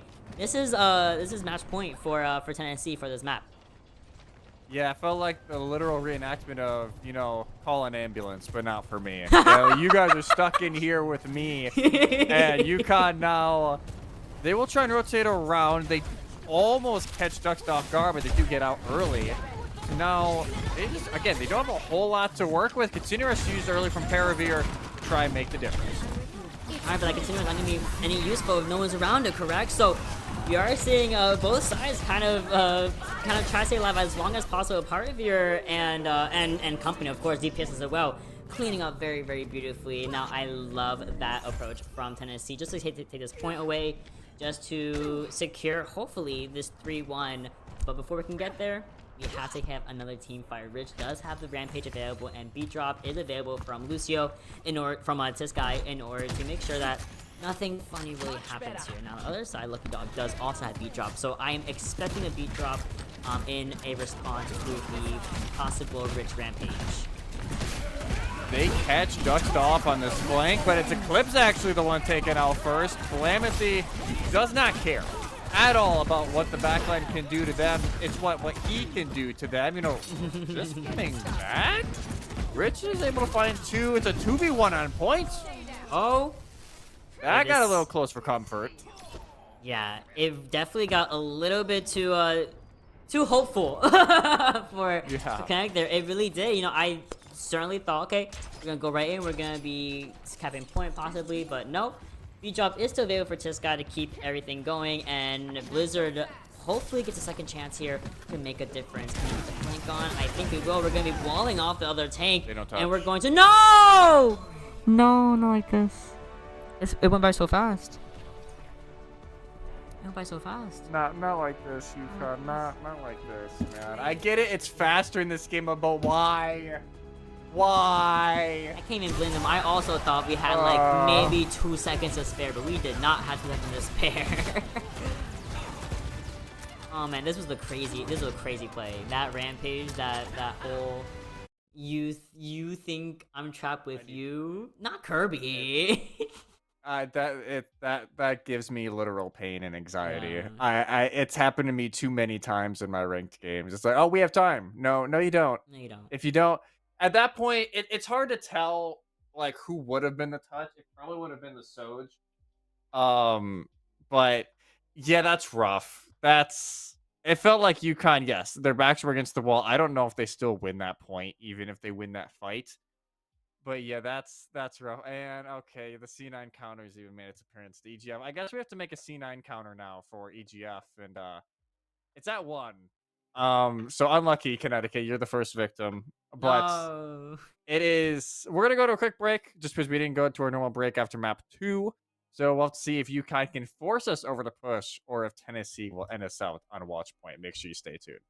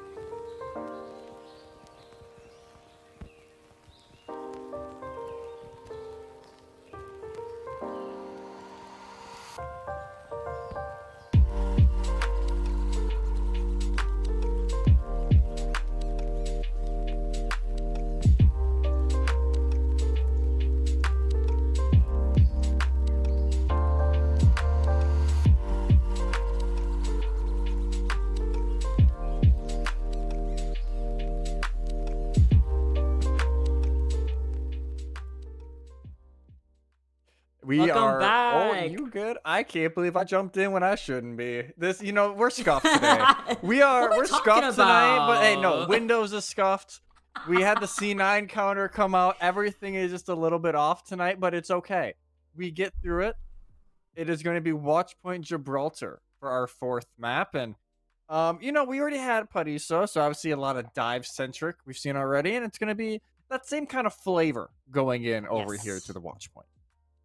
Absolutely agree. I typically, even like Overwatch or Overwatch League or smaller competition teams, they do go dive a lot of time on Watchpoint, and for good reason. You have all that big. I feel like Watchpoint Gibraltar is one of the only only maps that has so much area that's really open. It has 2 places to go from the high ground from the start, from the spawn, or low ground, or the side entrance. You have so much space to play with. Why not go dive? Why not go Winston? Why not go Diva? Especially Winston. But yeah, especially Winston. Yeah. But let's not forget the other dives here, my goats. So, dive is gonna be especially popular on this point. I think honestly on both sides, I wouldn't see why there wouldn't be dive on both sides. But unless they want to go poke, that's the only other thing I can maybe think of is they want to go the Sig on defense, which I can see. Especially Tennessee. Tennessee really leaned into that at times tonight, so I wouldn't be overly shocked to see it. But like you said, dive is probably going to be most prominent in the first 2 phases of this map. Don't forget my boy Wrecking Ball. He kind of sucks right now, and he sucked ever since Overwatch 2 came in. But hey, he's still out there. Maybe one day they'll buff him, but I think it's either he's a niche pick and kind of where he is right now, or he's broken. And I think they're very okay with UConn, well, actually, they're gonna tease the Ryan strat. We'll see if this actually sticks. Tennessee, though, yeah, they're gonna run the Winston on a Brig. This is, exactly what you traditionally see on Watchpoint. Blamethy will try out the Widow. We'll see how long that goes, though, because I have a feeling if you have a Ryan TPing in your face, you may be encouraged to swap pretty fast. Yeah, and they don't even know. They don't know yet. Do they know? No. So, like you said, Widow's likely gonna have to switch really fast, or at the very least, we'll get like a pick or 2, see that the situation is a little bit hairy, and be able to, regroup, get different DPS going out here. But speaking of different DPSs, Eclipse does switch the Bastion relatively early, which again, as I said before, that Bastion to Winston, that could be a really big issue early on. But regardless, we're gonna be using that Sim TP, well, not Sim TP, but we're gonna be using that Sim TP strat at some point here to really infiltrate his high ground, and they do with a quickness. But Ducksta on top of it, taking care of the Sim with a quickness as Eclipse takes care of Ducksta, like you were saying. Winston and Bastion can be so difficult to play with. I love that Blamethy able to get the Lucio as well. Leaves Rich all by himself on the payload, and will have the charge right back to spawn. Tracer trying to get the last kill there, but the little pellets are not gonna be quite enough. But it does force out a little reset here.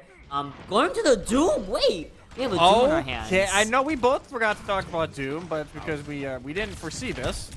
I will say, unsung hero in that last fight is Paravir. They land that Bionade, I think, on everyone who took the TP. So that just eliminates the possibility of UConn doing anything. We got confirmed 4 out of 5 a hit. So, yeah, beautiful nade that just canceled out the entire attack from the Huskies.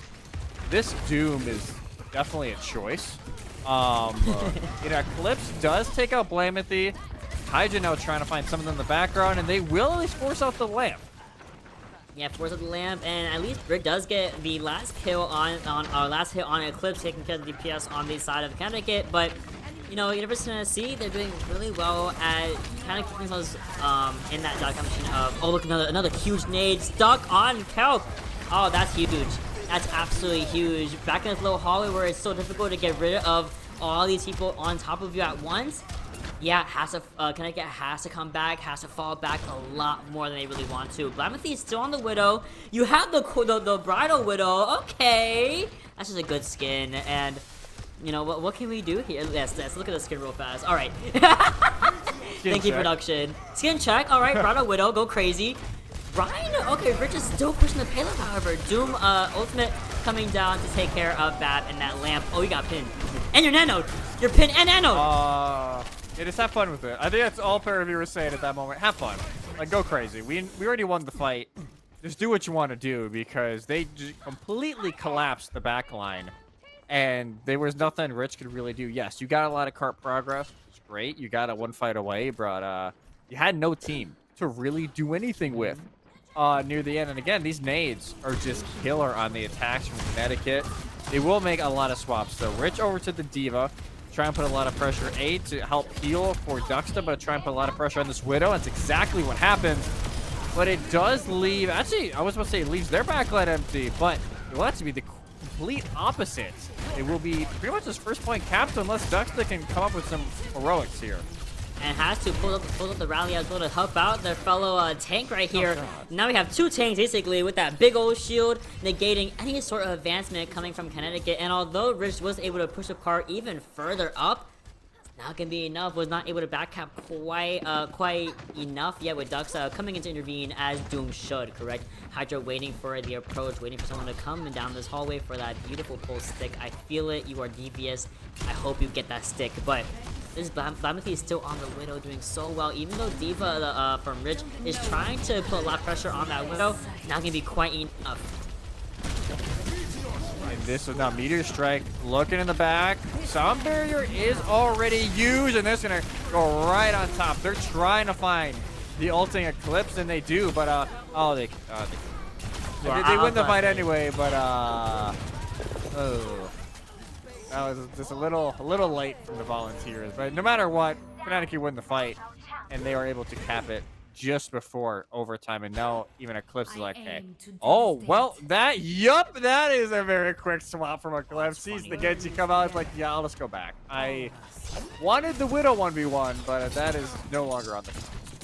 And Widow ones are always so funny because it's just like, oh, who can get the headshot first? Who gets, you know, everything? But Ramothy going in on the tried and true Genji, but Kelp is again on that Mei, which we've been talking about has been kind of a thorn in just Genji in general, Genji's backside as a character, as a counter. So how can we negate that? Well, Blamity is gonna have to kind of bully the supports as long as possible as Kelp gets naded, immediately gets into the ice block, and Rich again on the Diva pushing this advantage. Look at this, you're all low in the corner and you're walled off.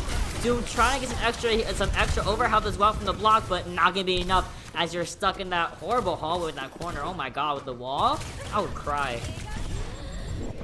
Ooh, well, they try and get the stick, and they actually almost accidentally take themselves out with it, but they do get out of the way. Self-destruct to be used on high ground just to make sure Rich can stay alive and still has attack a little bit, but they get punched out of the animation for the remake. And that'll just be the complete, I think, fight over here. If you're Yukon, you can't push into this without your tank.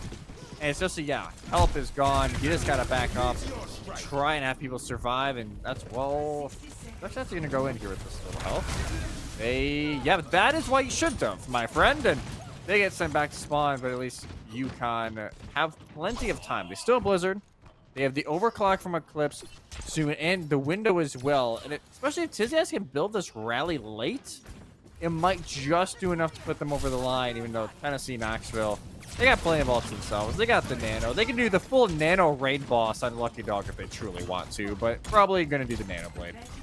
Yeah, Lucky Nano Blade. Personally, I would Nano into the rally, but that's just me being a crackhead. But we're going to take care of that lamp immediately. Leica going to take care of Nelson at the same time with that blade to boot. If not Doomfist, it was going to be Blade regardless, right?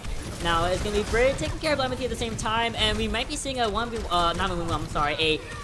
back and forth situation going here, forcing out the rally, has to protect the rest of their team as Diva comes back. We get stuck, and it's not going to be enough. Look at this, barely living with a little bit of health left. Duxta doing a fantastic, fabulous job of contesting and staying on that payload as long as possible.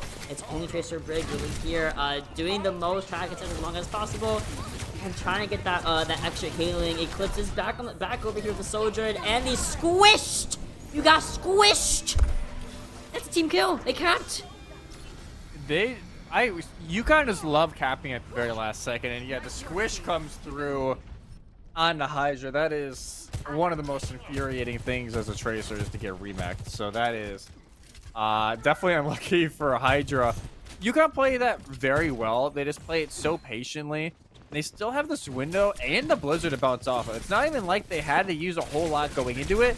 They just played their time right, and now Kelp, this I admit, little a little extra. I don't know if I'd be having your Mei flank, but you at least have Rich right there to try and help them get out. Even though Hydra is just going to continue being an absolute pain in the butt.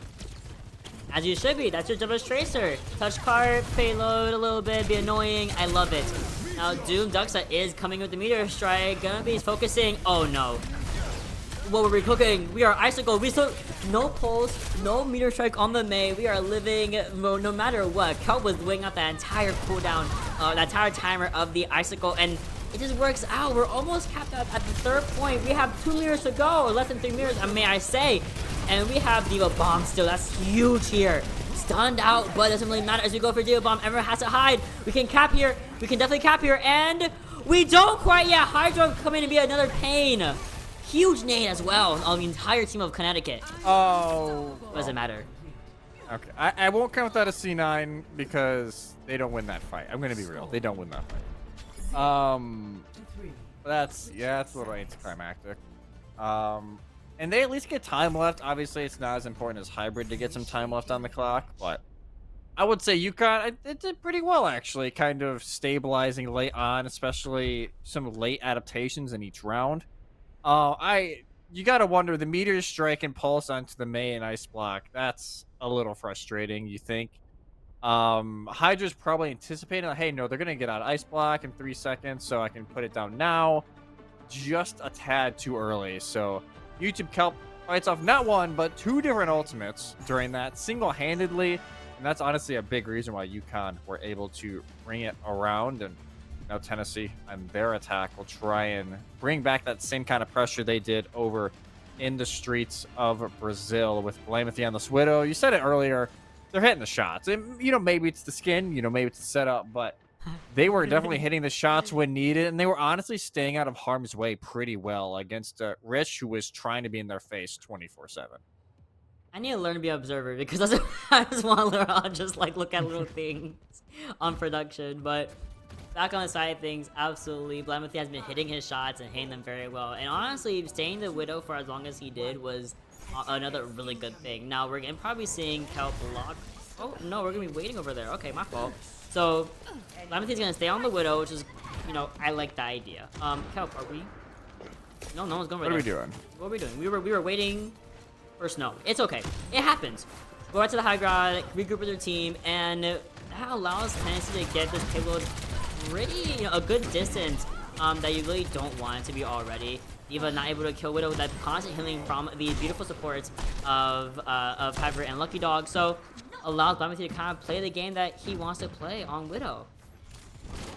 You wonder if Kelp was up there initially just anticipating the dive, and then the dive never came.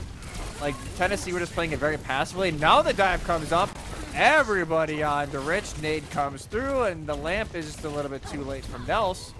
And Rich is gone. I should say their mech is gone. They're still hanging out. But Dust, on the other hand, won't be as lucky. And it's actually an advantage for the Huskies somehow here. Yeah, it absolutely is. And, Rich still not going down, staying, baby Diva. As long as... Oh. Damn. Unlucky. Oh, okay. Just got popped right then and there. Alright, Blamethea getting a little bit too big for his britches there. Got shut down by Eclipse. I'm not sorry, not by Eclipse, but by Kelp with the headshot. So, that does let Connecticut regroup, get back on his payload, and set the defenses.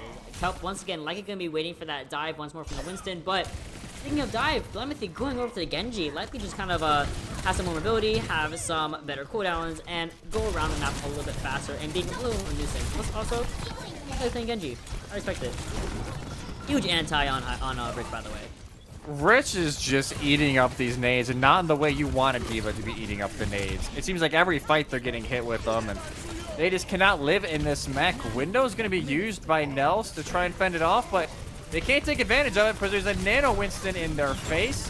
Point is capped by Tennessee, and this is just, it's getting ugly now for the Huskies. They're just going to get beaten into a corner by Duxco, but there's actually so much damage coming through, they won't be able to capitalize quite yet. Nope, not exactly. And again, like you may be saying, I think Diva might be losing that mech relatively soon. Pop the rally to keep their tank alive a lot longer. We have the Diva, we have the mech bomb. Can we use it? Can we get Diva bomb? Can we? I feel it. I feel it about to happen. Get rid of the honor real fast. And you do. Hopefully get rid of the brig. Nice immortality field, keeps going a lot longer. And then here we go. Going back to the team fight. We reset. We survive. We keep the Diva Bomb. I would have used it. I'm bad at the game. I would use it right there. I honestly, depending on the day, I would have used it potentially. If I'm feeling really spiteful on the day, then yeah, I'm just sending that thing in just for the one petty kill. But Tennessee, I'm curious how this Genji will work because yes, it doesn't help for Kelp. Kelp is actually going to eat them up like they have been a lot of the time, or at least, I shouldn't say eat them up, but just force them away, force them to be a little cautious. But honestly, it's going to really hurt for Eclipse because they're just going to constantly parade them on the high ground. You can see right there. It's chilling on the ship, being an absolute nuisance, but Ducksta, they don't have anybody. And yeah, if both sports get counted on, this is just a complete wipe if you are Tennessee. It's not even like you have the cart moving.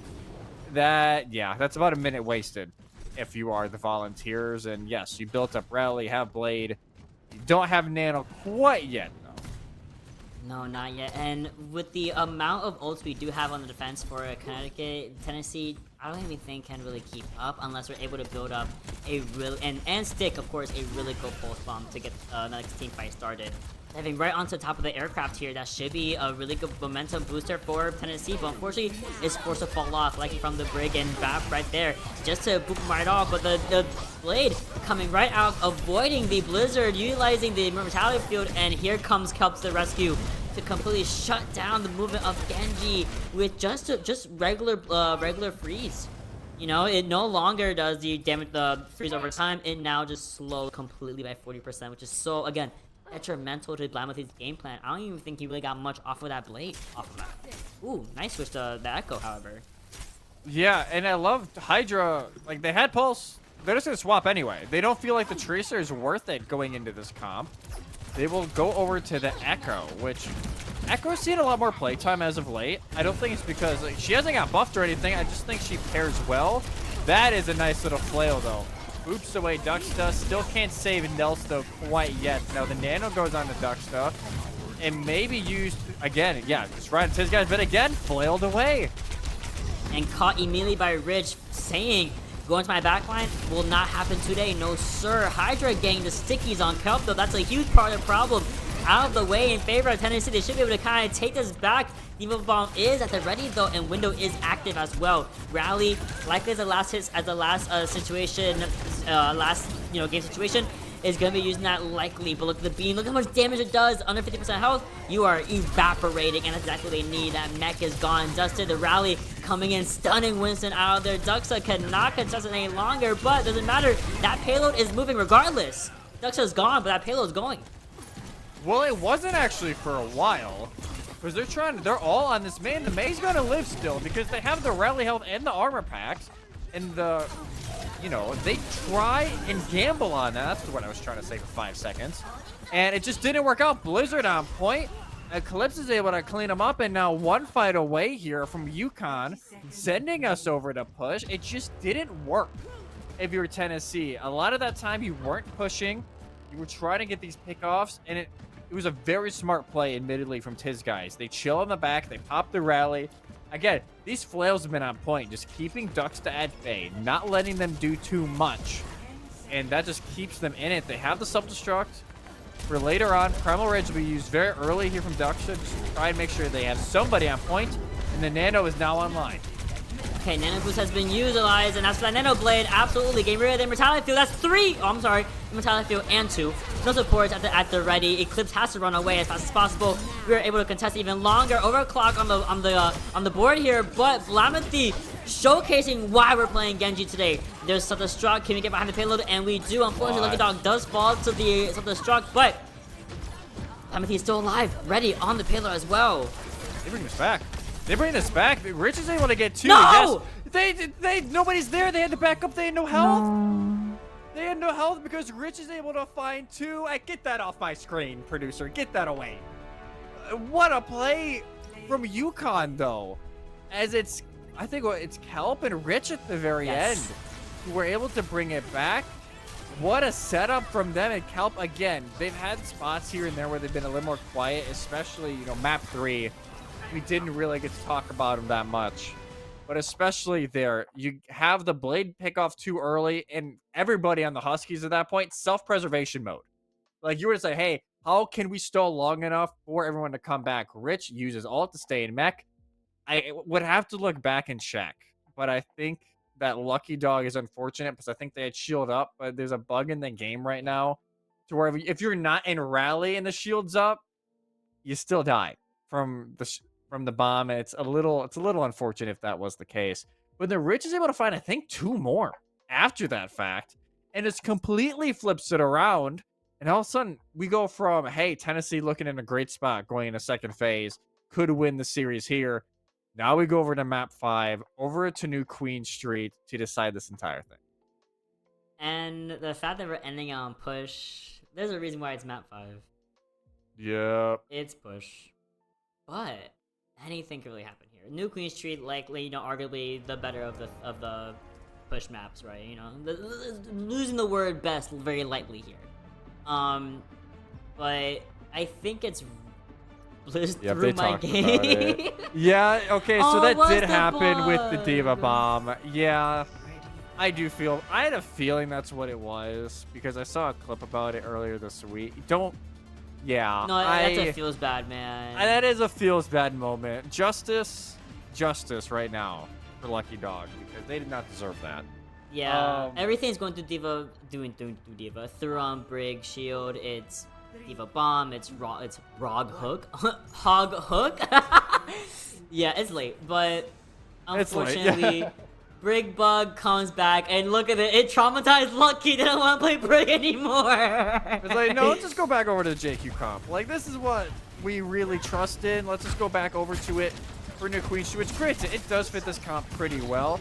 They do start on the Orisa here for UConn in anticipation of it to try and cancel it out, but Nels again picked off first, and what seems like too many times in these type of game modes. Oh, the Lucio boop battle happened before our very eyes, and Sis Guys does win the boops of the day. Part of your kind of taking away Lucio right there, and I think Connecticut does just kind of have to hold that, has to fall back. And that's going to be the first little bit of push going towards Tennessee. But thankfully, I'm pretty sure you can get back to the escort bot relatively quickly and be able to not let it push that much further. Now it's swapping off of the BAP, going over to Kiriko. We have identical support duo. We're going to the Junk Queen as well on Rich. And only thing that's different here, but also a little bit of a constant here, Kelp on the Mei, and Blamity still on the Genji. Yeah, so it's going to be pretty much as close of a mirror as we're going to get tonight between these two teams, as Blamity has to back up early. Both disruptor shots just doing a little bit of a tickle damage, and now Duxta. Yeah, that's the Mei for you. Cleanse comes through, though, and they just turn it right around. All right, walling off to help preserve the team a little bit longer. This is looking really good for Tennessee. I think what they do so well is this aggression. When you have Lucky Dog and Duxta on that aggression, on that speed, on all of it, it works so wonderfully. And also the beautiful thing about Escort is that not everyone has to spend the payload and make it move faster. The bot moves with one person, and it's a beautiful thing. Checkpoint number 1. Yep, checkpoint number 1 already hit. Capture? Yeah, Yeah. However you want to say it. Everyone's going to hit. say it differently. And volunteers, they're gonna volunteer to back up and reset as soon as the close spawn is achieved. And now they're gonna play towards mid. They still have the close spawn until that bot crosses the midway mark, and actually a clutch TP and cleanse from Nelson. Paravir will keep Blamity alive. And now Hydra on the flank, and they're able to pick up 2. This is, fight done here for Tennessee. They will take back control of the spot. It is important to know, though, that the close spawn did get reset. So that's something they'll have to bring back. I don't think anybody died, though. So they're chilling right now. If you're the volunteers, you're going to have an over 60-meter lead in this next fight.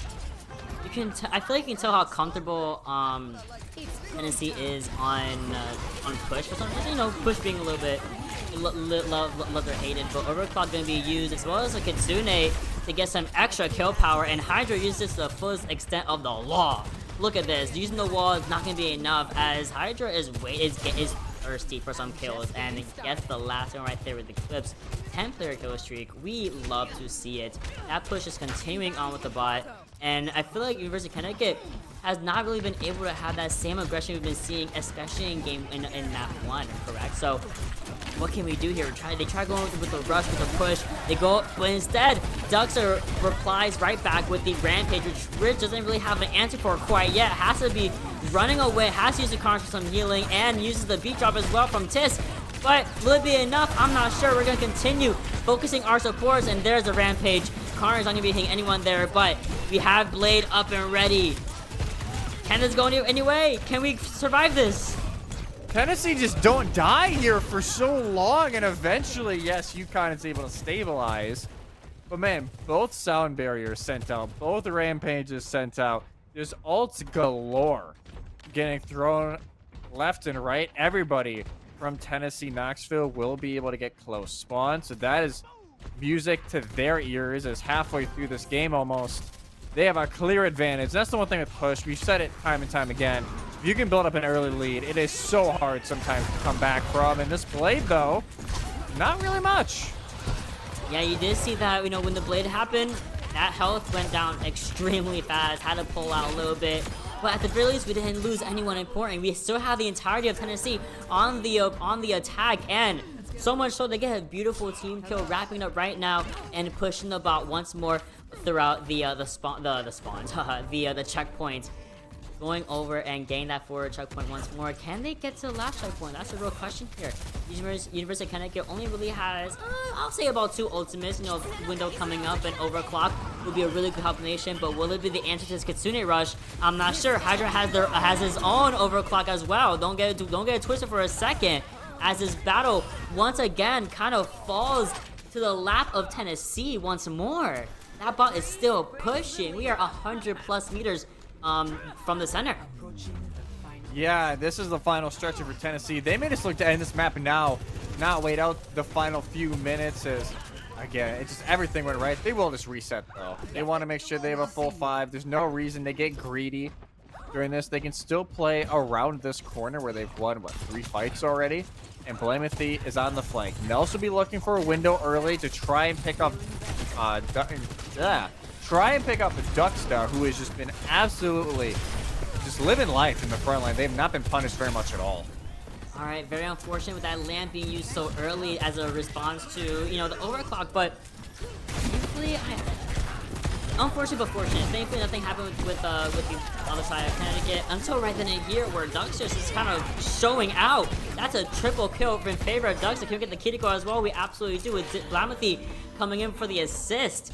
Beautiful stuff. Hydra may not have been able to really get the full use of that overclock, but with the synergy of this team, they're able to really pick it up, follow through, and continue on the push. Now we're at and this might be a very last team fight. Maybe one more can be squeezed in here. Kitsune from the University of Connecticut going to be used here. We do have a good amount of ultimates lined up.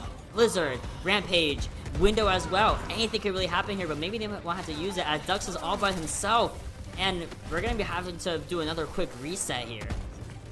Yeah, it'll be UConn fending them off for now, but they really need to get some, back-to-back fights to their name if they even want a chance at bringing this back. You only have 3 minutes left, so you probably, before overtime, you got maybe 4 fights, 3 to 4 fights to go. And again, Tennessee, they have the close one, they have Rampage, both support ults. You need to punch first, and you need to punch efficiently here if you're the Huskies. And that is not what they do. They just get ran into... And yeah, everybody's gone. Everybody's dead. There's nothing they can do about it. It's just Kitsune Rush, Rampage, 5, gone. And yeah, back to square one for UConn. And this, it's just the never-ending cycle. It's the never-ending nightmare here. Like it's from Groundhog Day for the Huskies, and they're just trying to find a way out of this point. My jaw is on the floor.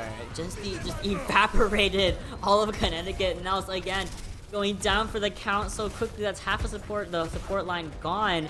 At least, Kel can do a little bit of self-healing. Perivere getting singled out by Rich there. Another Rampage, only going to be hitting Lucio and Genji there, but thankfully we're going to go for the sound barrier. Keeps us alive a lot longer. Pop the overclock for funsies. And even though we have the overclocking, they're trying to get some headshots on Rich, which we really do. Hydra is gonna have to regroup with their team with only 1 HP left, and Eclipse gets the clip and allows this to be Parvar by himself. Parvar, what are we gonna do? Our TP back. Nice regroup. Yeah, nice little TP. You could tell they were just being like, hey, somebody, please.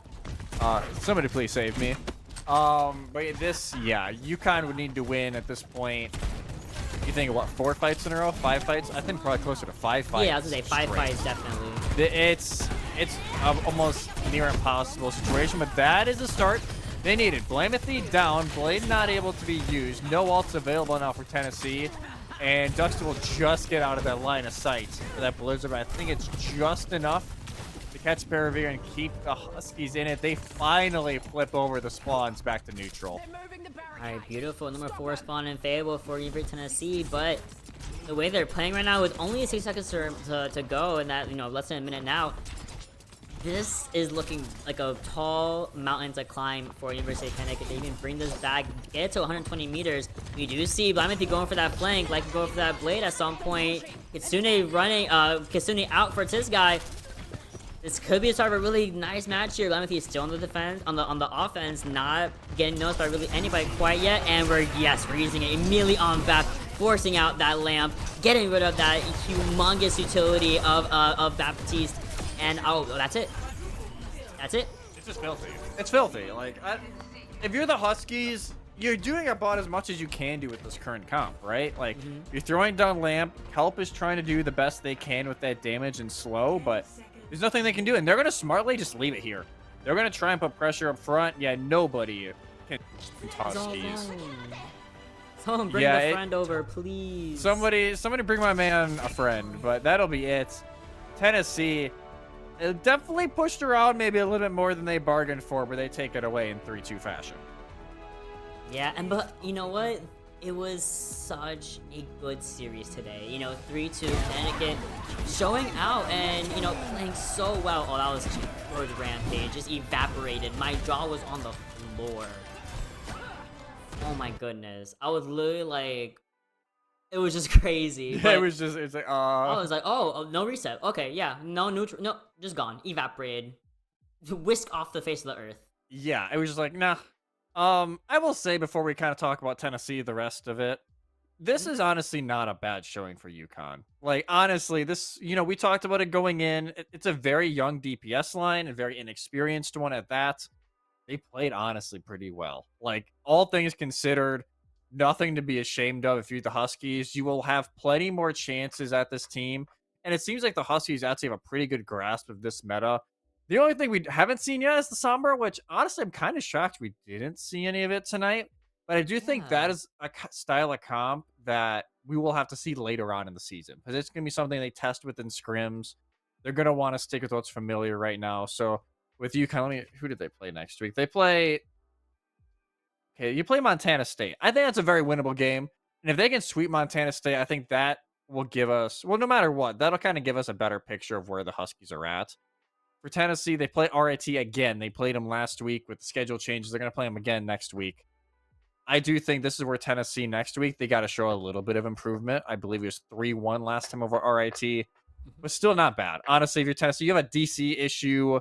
You have to bring in Noodles, who obviously wasn't expecting to play tonight. Overall, a very good showing from both teams, and I'm very excited. I believe we'll have an interview. I think we're figuring out right now who that interview will be. But we're going to throw it. Let's see. Yeah, I'm curious who it'll be. Well, we'll see in a couple of minutes in a second. So, low-key, I'm kind of hoping we're going to break. I believe it's... Okay, we're going to break. We're going to break because I don't want to say. So, we'll go to a break, see who we're going to be interviewing in a couple of minutes.